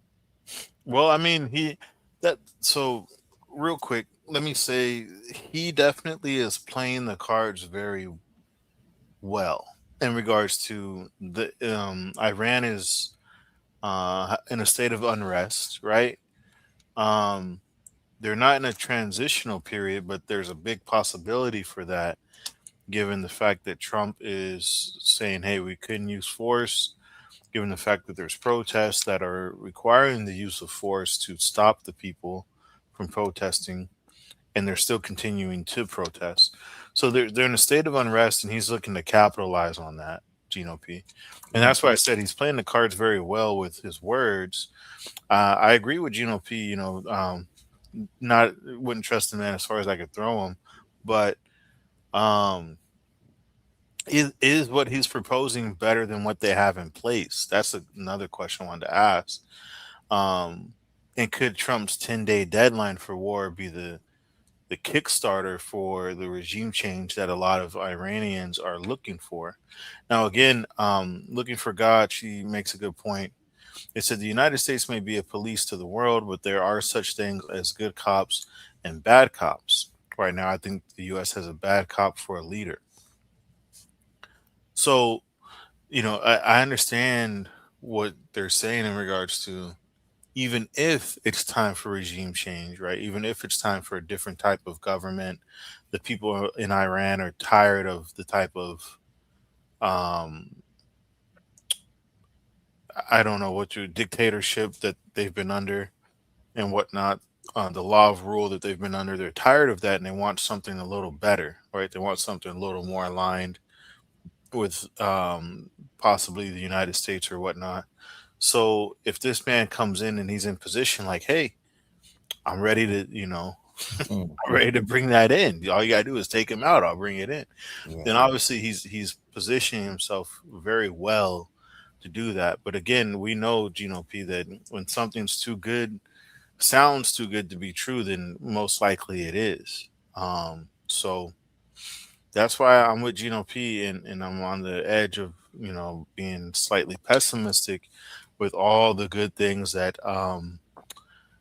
uh, Reza Pahlavi the third is saying. Um, Yeah. shout out. Oh, go Sorry. ahead, brother. No, go ahead, Gino P. No, I'm just saying that the majority of the protests is from the young crowd, the Hmm. young generation. I don't know if the young generation remember Yeah, I mean, he's kind of old. Pahlavi. He's Yeah, kind of old. His father was from the '80s. I That's the don't. last time he was Yeah, in it's power. different generation. Yeah. I think if they do have a regime change, they want a fresh voice, Hmm. someone from this generation that knows what I because he hasn't been he can't live in Iran. So he don't know what the day-to-day Iranians are going through. For sure, for He sure.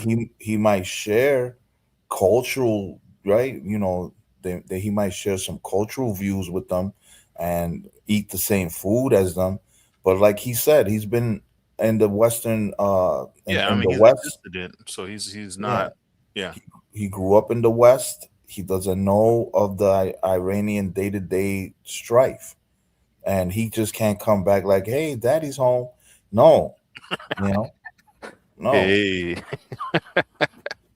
that's a good point. And another thing that's dangerous, Gino P, I'll say, is that Israel is backing him to rule Iran.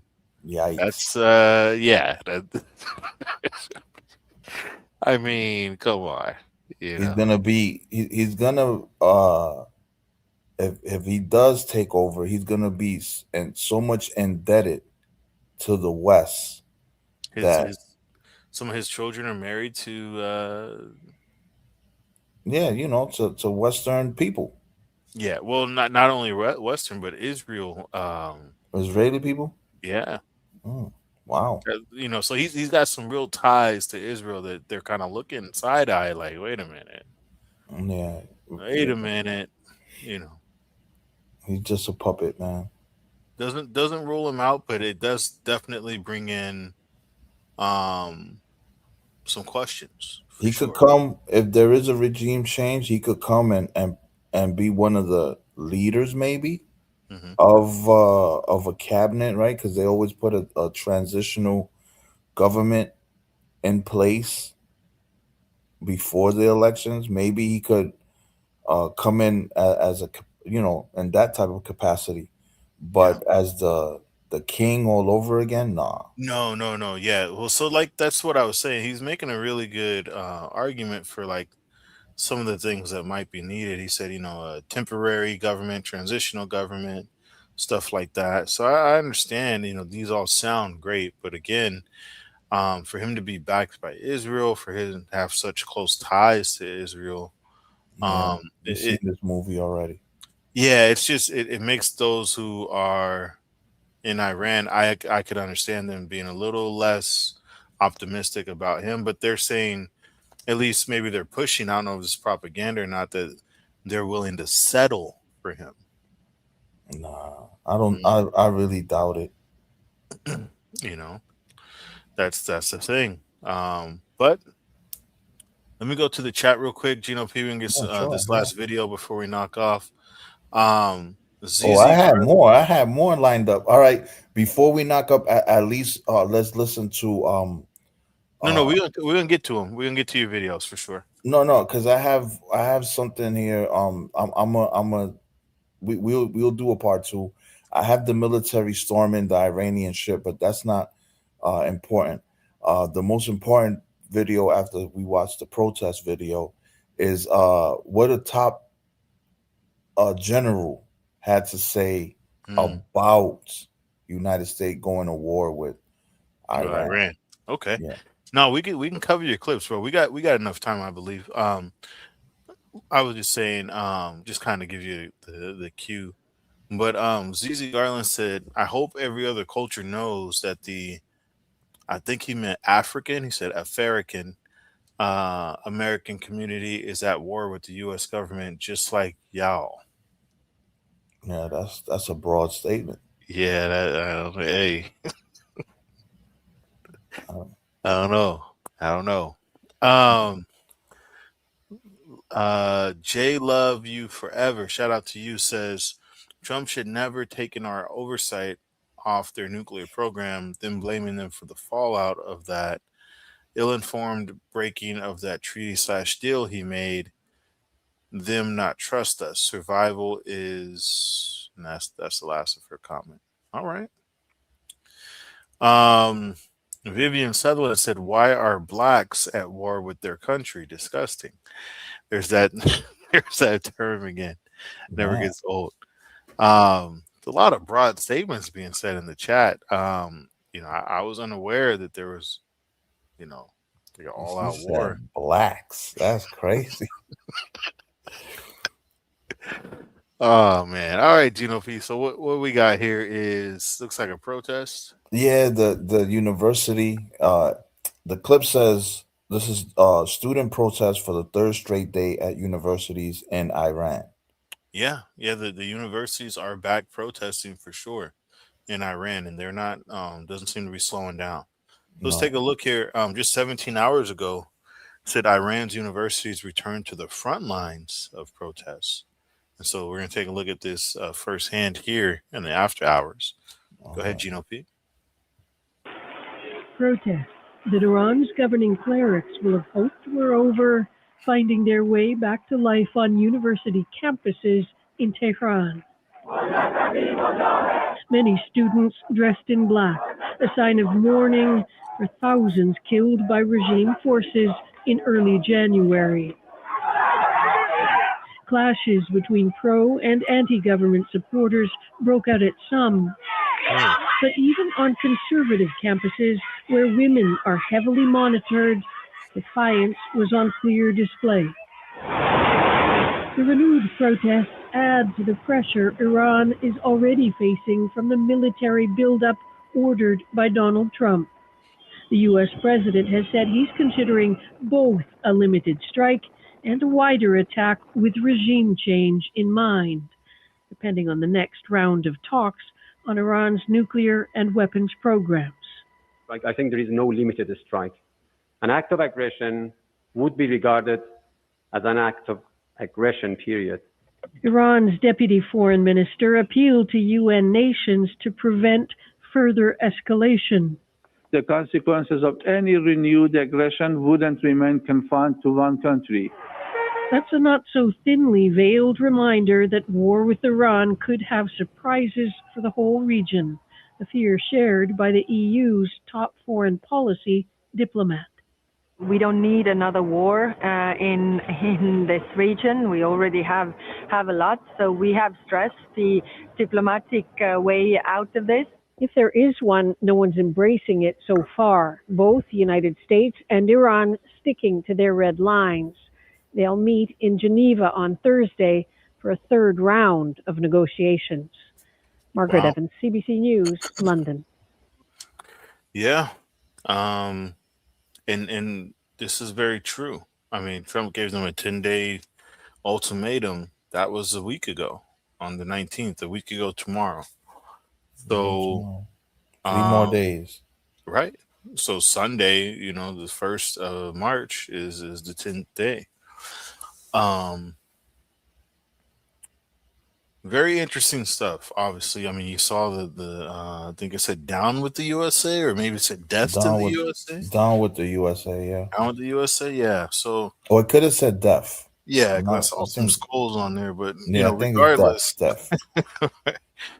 um, she's right. The reporter, journalist there, a war in that region obviously wouldn't just be confined, and what the Iranian officials are saying is important too. Like America, Donald Trump basically, he can't dictate what their response will be.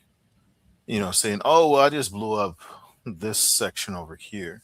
Hmm. Um, he can't just call that a limited strike. If they say, "Look, any act of aggression, we're going to look at it as an act of aggression."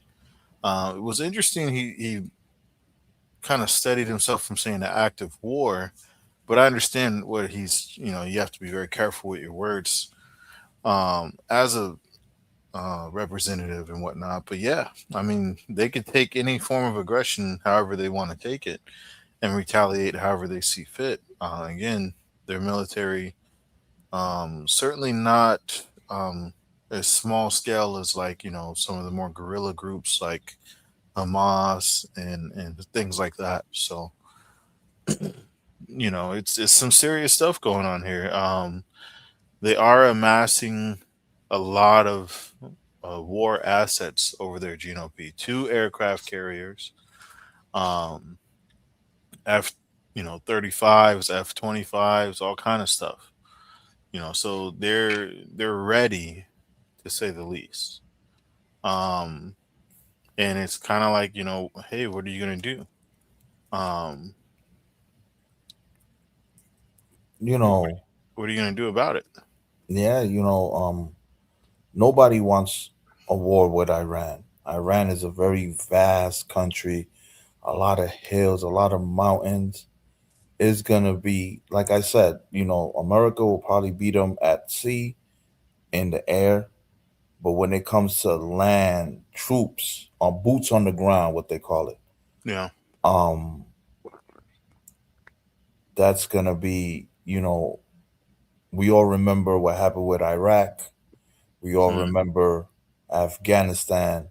Mm-hmm. You know, um, those that are older do remember Afghanistan, and 20 something years ago, Afghanistan and Iraq. Yeah, those were not very successful, to say the least. And a lot of casualties on the American side. Rock James says they should stop Israel nukes. It seems like no one knows how many they have. They are estimated to have about 90. Um, that's just an estimate, of course. But yeah, not a huge arsenal, less than Pakistan, less than I don't see India up here. Oh yeah, less than India. They're both estimated to have about 170 each. But I mean, you know, one thing to remember is that a lot of these countries are not quite as big, right? As some of the states, So it's not going to take really a large amount of weapons to do massive damage if you don't cover a lot of square mileage, if you know what I mean. you drop one or two, you're gonna have majority of the country covered. Um, especially with the what you call that after the bomb blows up, oh, the fallout, yeah, the fallout. yeah, that's what I'm saying. So, like, when you're talking about levels, weapons on this magnitude, you don't need all 100 to do it. You don't probably even need 20 of them. You know, but at the same time, Lord willing, not even one of them drops. And so, let's see here what we got in the chat. Mother Carr said everything has been wild since he became president. That's true. She said he's always wanted to start a war since day one. Interesting that he had some like cabinet of peace or something like that. I was trying to find the name. Yeah, the tribunal of peace or something. Right. It was something. Um. The coalition of peace, something like that. Yeah. And when you do that, but then you're saying, um, make a deal, otherwise there's going to be bad consequences. Then obviously that doesn't scream out peace. No. His board of peace. He launched his Board board of peace. There you go. The same day he launched it is this day that he gave Iran 10 days to strike a deal. He warned, we have to make a meaningful deal, otherwise bad things would happen. Bad things would happen. Now, when you say that, and you're positioning aircraft carriers, you're positioning F-22s, destroyers, the biggest armament in decades. Russia's warning escalation. Iran is threatening bases in the area. So there's high stakes here, for sure. But hoping that calmer minds will prevail. I see you got another clip lined up for us, Gino P. Yes, this is the top U.S. general, and again, this is my first time watching the clip. Just like with everyone else, we're gonna react to it. This is the top U.S. general. The top U.S. general, he gives his caution. It says cautions Trump on strikes of Iran. So I guess he's gonna hit us with the pros and cons for sure of fighting with Iran. It's decision time for Donald Trump. He's assembled a massive armada in West Asia. We are talking warplanes, carriers, and air defenses. It's the largest U.S. military build-up in years, and now he must take a call. Does he strike Iran or pull back? Apparently, the U.S. military is advising caution. That includes the president's top general and military advisor, chairman of the Joint Chiefs, Dan Kane. He is being described as a reluctant warrior. Reports say General Kane feels that there is a high risk of entanglement, basically that America will get stuck in a long conflict. He also feels that there is a high risk of American casualties. It appears that the general has three concerns. Concern number one, the U.S. would be running low on munitions. They've used a lot of bombs and missiles to help Israel. They've also sold dozens of them to Ukraine. So the American stockpile has shrunk. That's concern number one. Number two, this will be a lone attack. Yes, Israel will join the operations, but none of the NATO allies will join America. And that's a key difference. In Iraq and Afghanistan, the U.S. had allies to help with intelligence and supplies. This time, Washington will be all alone. That's the second concern. Which brings us to the third one, the final one, the scale of the operation. Trump is looking to destroy Iran's missiles and nuclear facilities. And these are spread across the country, across Iran, meaning you cannot destroy them in one go. Iran will have a window to retaliate. They can hit U.S. soldiers, they can hit U.S. bases and warships, and that is why General Dan Kane fears casualties. Now, if these reports are true, it's not a good look for Trump. Both he and his military look reluctant, which is why the president decided to address these reports, and that too in typical Trump fashion. Let me quote from his statement. This is what Trump has said. Numerous stories from the fake news media have been circulating stating that General Daniel Kane, sometimes referred to as Raisin, is against us going to war with Iran.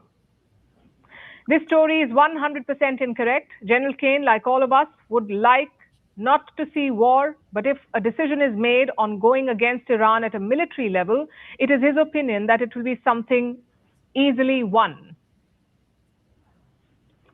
Hey, Gino Pete. So you've got two versions.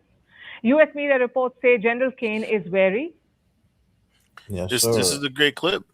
This is a great clip. Three main factors. One, the U.S. the stockpile is mhm, not what it used to be. for sure, it's not. Um, the second, uh, the second point that she made was the U.S. casualties, right? And that's a main issue right there, right? The U.S. casualties. Uh, he wants to do a lot in Iran, and Iran is a big, vast country, you know.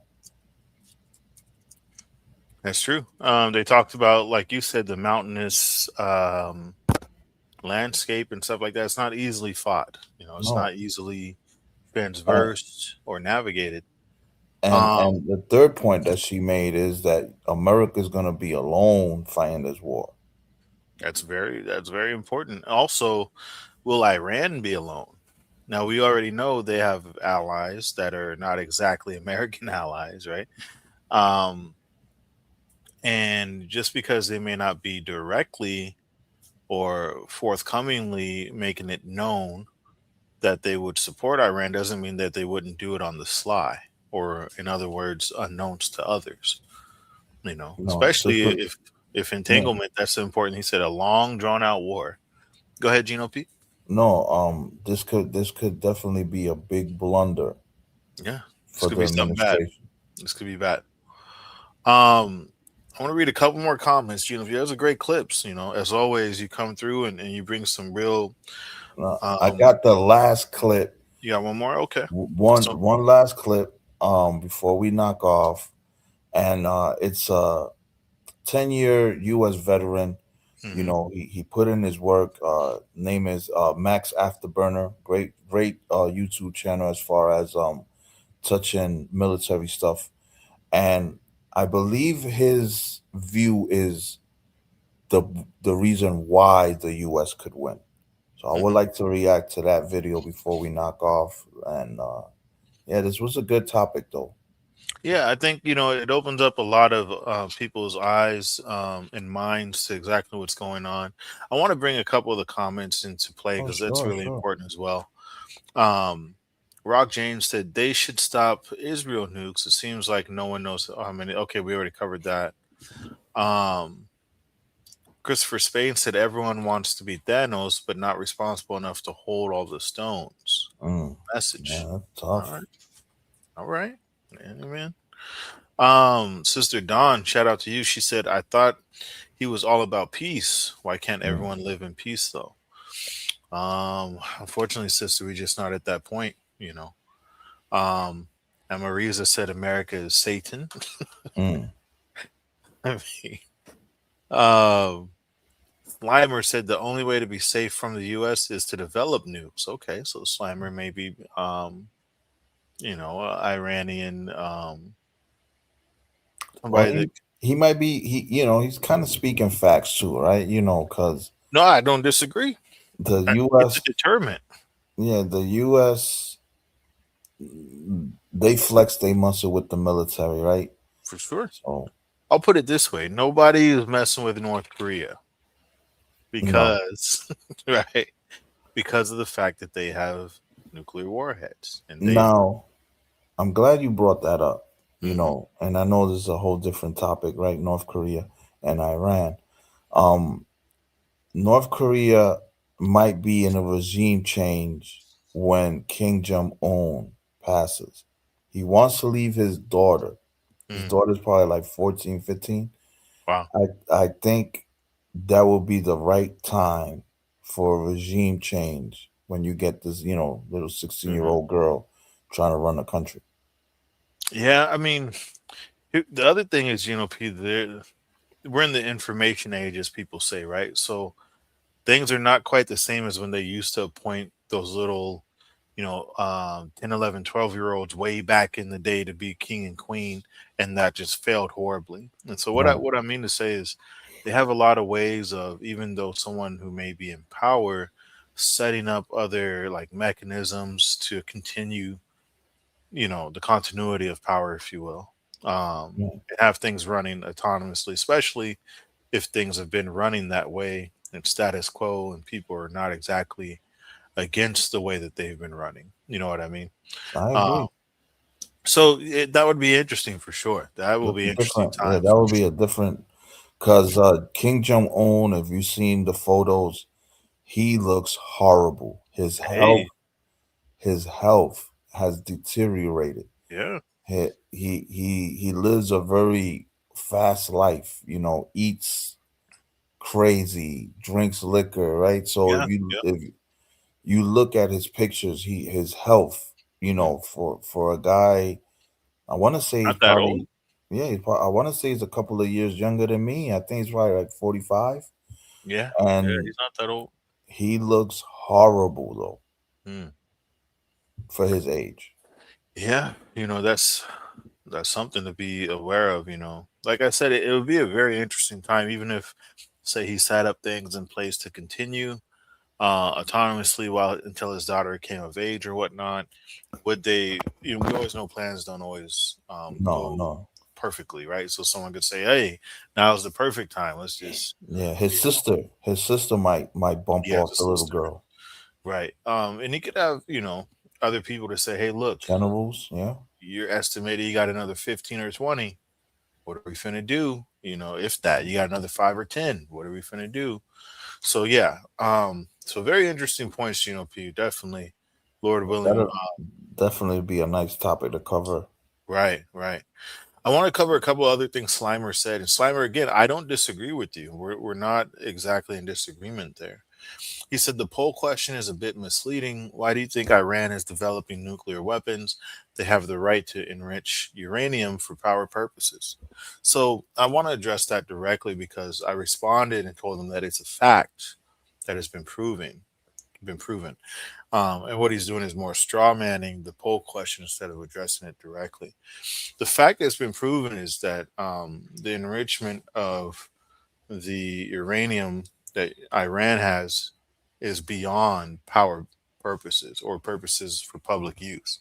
Hmm. They've gone beyond that. There's different levels, and that's been found out either by force or otherwise that they are using it and going beyond regular use of just say generating power.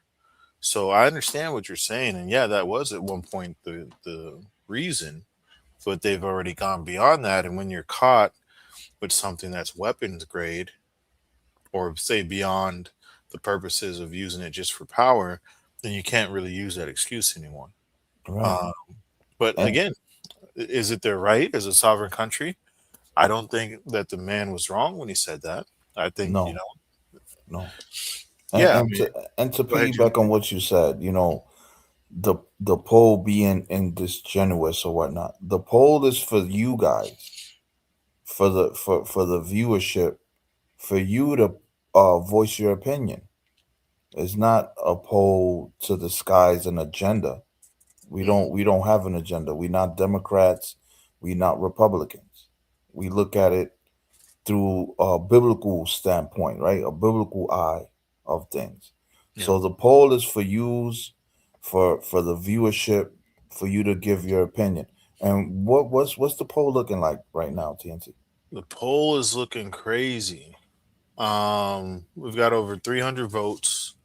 41% said yes, it is wrong for President Trump to force Iran to stop their pursuit of nuclear weapons. 46% locked in and said no. So, you know, Okay. it's pretty tight, Split. right? And 13% still I don't know. Um and Slimer, again, I'm in agreement with you. They have the right to do what they want with it. But also you brought up a good point, the IEAE inspections. Now, those inspections, I think it's IAEA, so you might have switched the letters around. But those reports as of 2026, they indicate that their uranium enrichment is at 60% purity, which is far beyond civilian needs and suggests the potential for nuclear weapons program.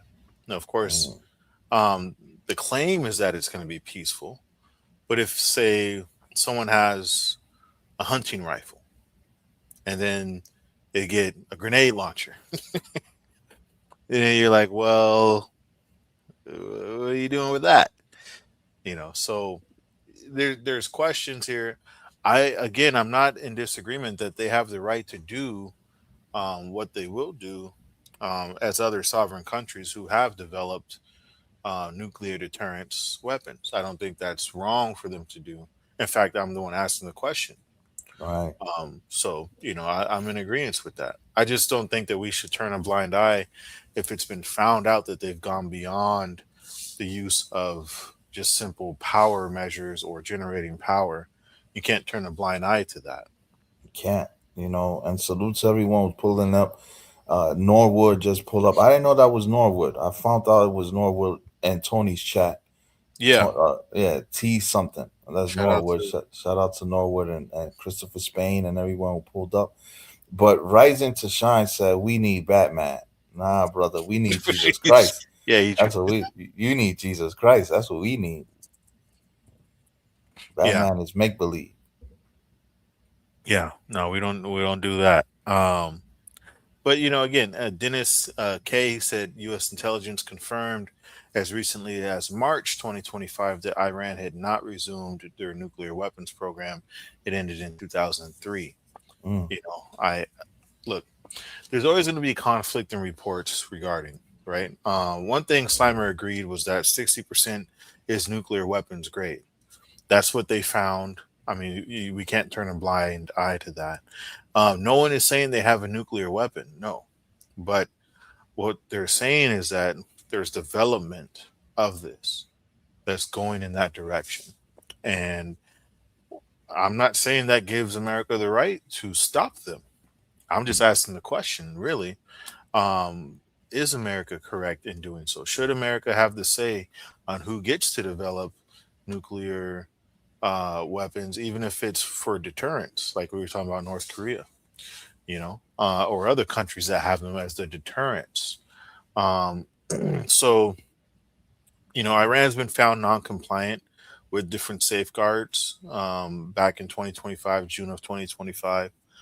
Um, and they're considered to have the knowledge and the capacity to produce a nuclear weapon if they really wanted to. So I think that all comes into play too, Gino P, before we knock off, that if they really wanted to, then they would have. Yeah, Um, you know, I agree with that. And there's a lot of good points in the chat. We just want to know what you guys want. What was on you guys' mind as far as should Trump and America be able to police Iran mhm, and telling Iran you're not good, you can't have nuclears at all. yeah. So, So some people are asking, where am I getting my facts? And this is good questions. I want you to ask these questions. I'm for Justice says, I don't know where you get your facts, but can you tell us where you got the intelligence that Iran has enriched up to 60% of uranium, way beyond the need for civilian purposes? So I'm just going to show this real quick. Um, this is an investigation. They have fact sheets, they have briefs. Um, and the International Atomic Energy Agency, that's what Slimer's referring to, they've conducted investigations into their Iran's nuclear activities. So that's where I'm getting these facts from. And I'm not going to read this whole thing here, but basically the investigation shows from the Arms Control Association, all kind of bringing it together, that that's what was found in the investigation. Again, the International Atomic Energy Agency. So this is international. It's not just based and only looking from the American standpoint. This looks at all countries and making sure that they're compliant. And they're saying, unfortunately, Iran has been found non-compliant.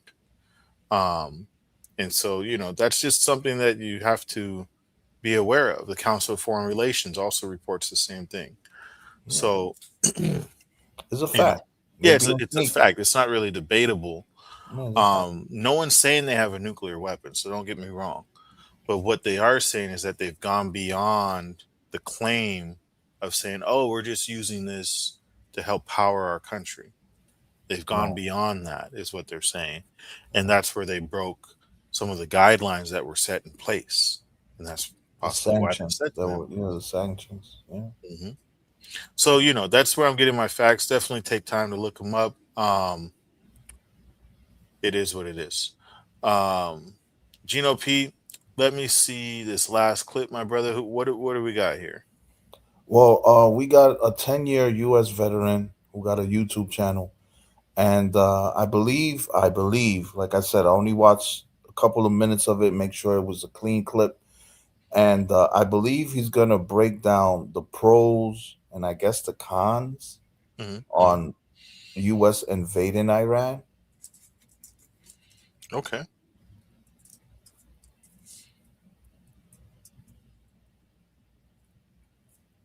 To the president, to the commander-in-chief, to let them know that this won't be a cakewalk. So just because a general wants to give all the information about what could possibly be faced on this battlefield, because the war in Iran is going to be intense. It's going to be way more of an operation than in Venezuela. I've studied Iran for over 10 years in my military career. Again, it won't be a cakewalk, but I agree with General Raisin Kane. It will be easily won initially, and then it comes down to what happens after. Because again, 150,000 Islamic Revolutionary Guard Corps members who are radicalized by radical Islamic clerics from the Ayatollah's inner circle. So what are you going to do with those guys? And even presidents like Abraham Lincoln had a team of rivals around them to give all the truth data on what would be faced by the U.S. military. And this is something I've been thinking about lately. At this point, we're basically seeing the plot line of the movie 300 play out. Because in the movie 300, they essentially had the Ayatollah and the Ayatollah's hordes, and the boss of those hordes basically said that he would sacrifice all his men to protect himself. And that is what the Ayatollah, the president of Iran, the inner circle, their whole goal is to protect the actual regime itself. So they're willing to literally let every single other person in their country, specifically those people that want freedom, to just be eradicated so that their regime survives. They're also willing to let the 150,000 members of the Islamic Revolutionary Guard Corps be evaporated as long as they survive. They don't care about them. And then when it comes to that battle with the 300, the Spartans stood up, and the leader of the Spartans said that they would gladly sacrifice their own life to protect all their men. And that comes with prudence in warfare. And again, you can see the two different sides playing out. But now let's dive into that Iranian propaganda video about how they can easily take down the carrier. You guys are going to love this. So here we go, my friends, the Iranian propaganda carrier video. You can see the aircraft on that don't even make sense. They're AI-generated aircraft on the carrier. There's a Shahed drone. Oh, there we go. They got a stereotype. They missed the mustache on the fighter pilot. Oh, yeah. Then two little baby engines inside the main engine of the F-35. That makes a lot of sense. So they're recreating the shoot down of the Shahed drone, which happened. Yeah, there we go. That's what pilots do. We just smile. We're doing TikToks inside the cockpit. Yeah. Good representation. Oh, there we go. The engine is actually one engine now. Here's the carrier strike group representation. Oh, Iranian mines. Yeah. Yeah. Oh, and then the carrier is actually already underwater as this torpedo comes up. Yeah, it's new technology, a carrier that's already submersed. And then, yeah, the Iranian mine that's attached to a cable, they just stooge right into it. Yeah, I'm sure the U.S. Navy is not going to do any type of anti-mining operations. Yeah. And then, oh yeah, the carrier's going down. Everything's going down all at the same time from that one mine. And even the F-35. The F-35 pilot's like, I just can't take it anymore. It's just so sad. I can't take it. And then the landing gear are down on the F-35. Awesome. No ejection out of the F-35 pilot. Wow. Everything just goes down all at once from that one mine. Wow. Oh man. It looks like some barnacles already have formed. Like the carrier basically has been underwater for 30 years already. So so interesting. This is the stuff they're pumping into the brains of their people. And then some more breaking news right now. This is Chania Airport in Crete just yesterday.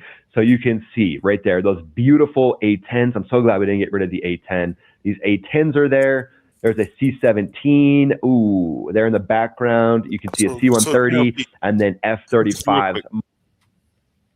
So he's responding to, and he's showing us the AI video that Iran put out showing them like sinking the aircraft carriers and stuff, right? Right. They put out AI video showing, right, that they have the military capacity to take down, what was that, 5 aircraft carriers at once. But we know it's fake, right? And like I said, I didn't see the clip all the way through. I thought he was gonna break down more. But yeah, shout out to him though. It's a great video. Yeah, I mean, let me shout out his channel.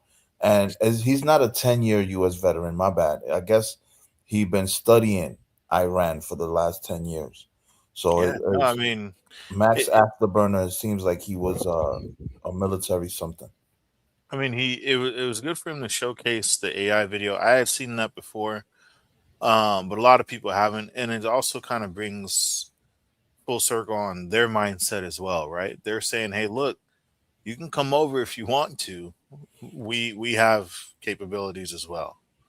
But it won't be a cakewalk, though. Yeah, they're saying, "Look, you can come over here if you want. You can shoot if you want. We will shoot back." They're not backing down, essentially. Iran. And again, they might even be, unfortunately, U.S. is making the case for them on why nuclear deterrent weapons might be necessary. You see what I'm saying? Because it's like, look, you guys are already doing this, and we haven't even reached weapons grade yet. A lot of people are saying, again, International Atomic Energy Agency, they're saying that there's a lot of unaccounted for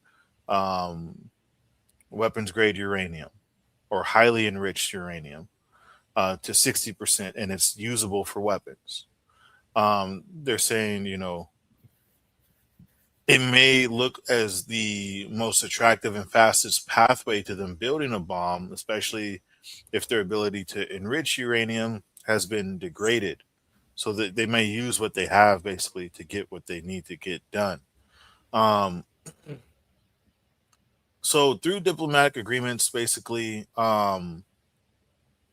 what they're saying is that Israel and the United States would forego further attacks or cease further attacks, and Iran would provide the IAEA with all information and all access that they need to fully account for the stockpile and to quickly reestablish the verification of, their uranium. Again, though, I don't disagree with Iranian officials saying that's their right as a sovereign country to do as they see fit. Again, I asked the question, there's other countries as well that have done this, and, nobody came in hot the way that President Trump is now. At the end of the day, Gino P, if we're asking the question, is it right for Trump to force them to deter or not to pursue nuclear deterrence weapons? I guess it really depends on where you stand on the issue. There's a lot of great points in the in the chat. Looking for God, she says there's a lot of Iranian sales, or I think she meant like sleeper cells. So Iranian cells here in America. She says, I think we have let the enemy in, so we need to be careful of what we're asking for. I wouldn't necessarily label them the enemy. I don't think every Iranian wants to see America burn, especially the ones that are here. But what do I know? I could be wrong. Slimer says, I hate seeing the U.S. be used by Israel, which is what this is. Gino P, we kind of talked about that earlier, right, in regards to how this benefits them possibly the most. All right. But take a seat. You ain't the only one who believes that, right? For sure. You better take a seat, because if you stand on your feet, you're gonna be tired. So, for sure. Yeah, it's a long line of Americans that believe that, but Yeah. it's fact. Jonan says, murderer Trump has no business in Iran. It's not our business of the USA. Leave Iran alone. Hmm. I agree with her statement. Right, her statement is valid.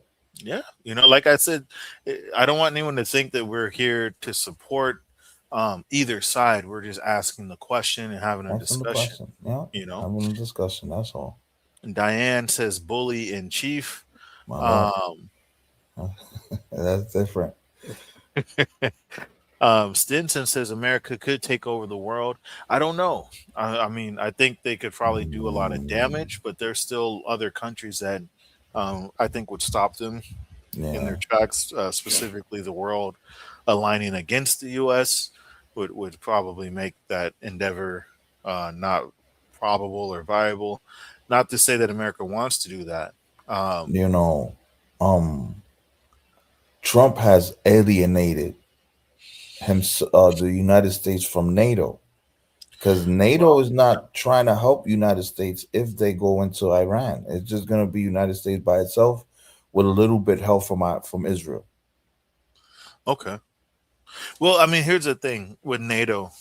When they decided to pour resources into the Russia Ukraine situation, I Right. think they began the issue of, you know, obviously it's not in the U.S. best interest to engage in anything that seems like direct confrontation with Russia, right? The European countries are a lot closer, so Yeah. you know they have a lot more, I would say, at stake as far as um, close range warfare than the U.S. Obviously, when it comes to Russia.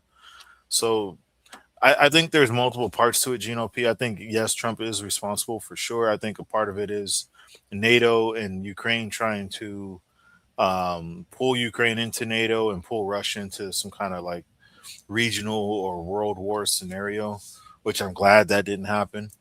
Um, but that's another topic for another show for sure. As my brother Terrence Norwood said, war is big business and business as usual. And I'll say business is booming.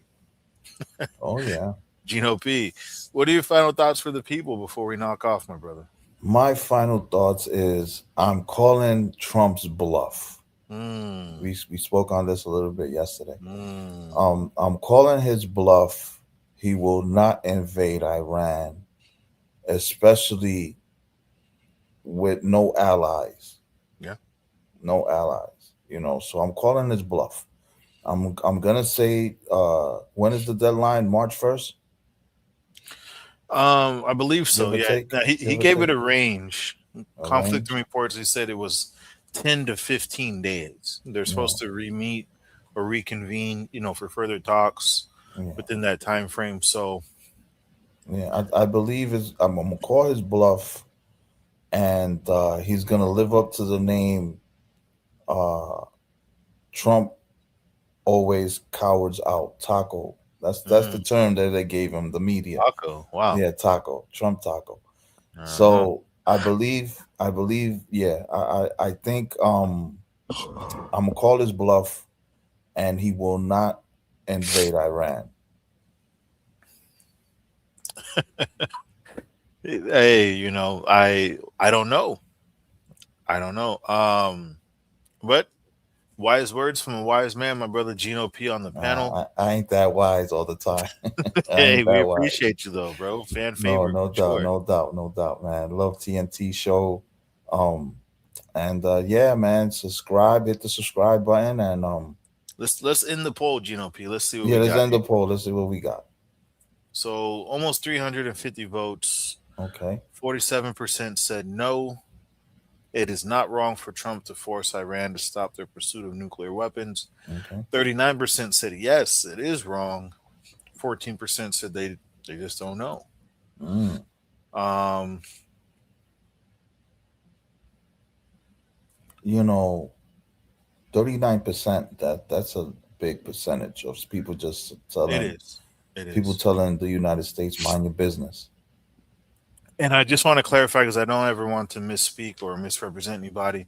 Looking for God. They said, just to be clear, I said so, but I meant sleeper cells. You are correct, TNT, but I didn't mean that everyone of that country here in America are vile. So yeah, no, I don't think anybody thinks you're putting a blanket statement on all Iranians, but I think what you say is very true. Brother Michael said it. I think Gino P might have mentioned it. There are a lot of Sleeper Iranians, cells, yeah, them sleeper cells will do damage, man. yeah, or just I mean, otherwise, other people have said in the chat. There's a large amount of supporters, people that would support Iran over the U.S. So it is something to keep in mind for sure. Yeah. Um, you know, But it's been another great episode, TNT. Thank you for having me, yes, and sir. thank you for the viewership. I'm talking about the viewers, Yes, the sir. people in the chat. Thank you for tuning in, and those in the background. Thank you for tuning in. Also, hit the like button, hit the subscribe button, and we always have these Christian view topics on current events. Because again, we're Amen. not Democrats, we're not Republicans. Yes, sir. We just look at it from a biblical stance.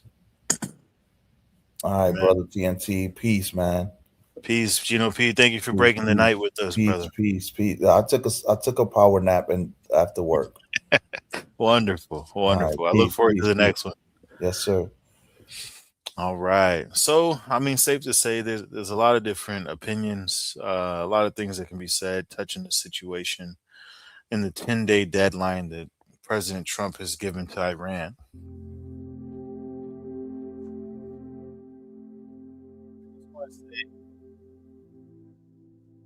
I don't want it to be lost on this conversation the fact that there are a lot of people, there are a lot of lives, a lot of souls in Iran that are going through quite a bit more. And prayers. My prayers go out to them. My prayers go out to their families. Um, and all those that are affected. Certainly, my prayers go forward that calmer minds will prevail, peace will persist. But, brothers and sisters, at the end of the day, we know all things are in the Lord's hands. And so let's all stay prayed up. Let's all keep the faith. And until next time, take care and God bless.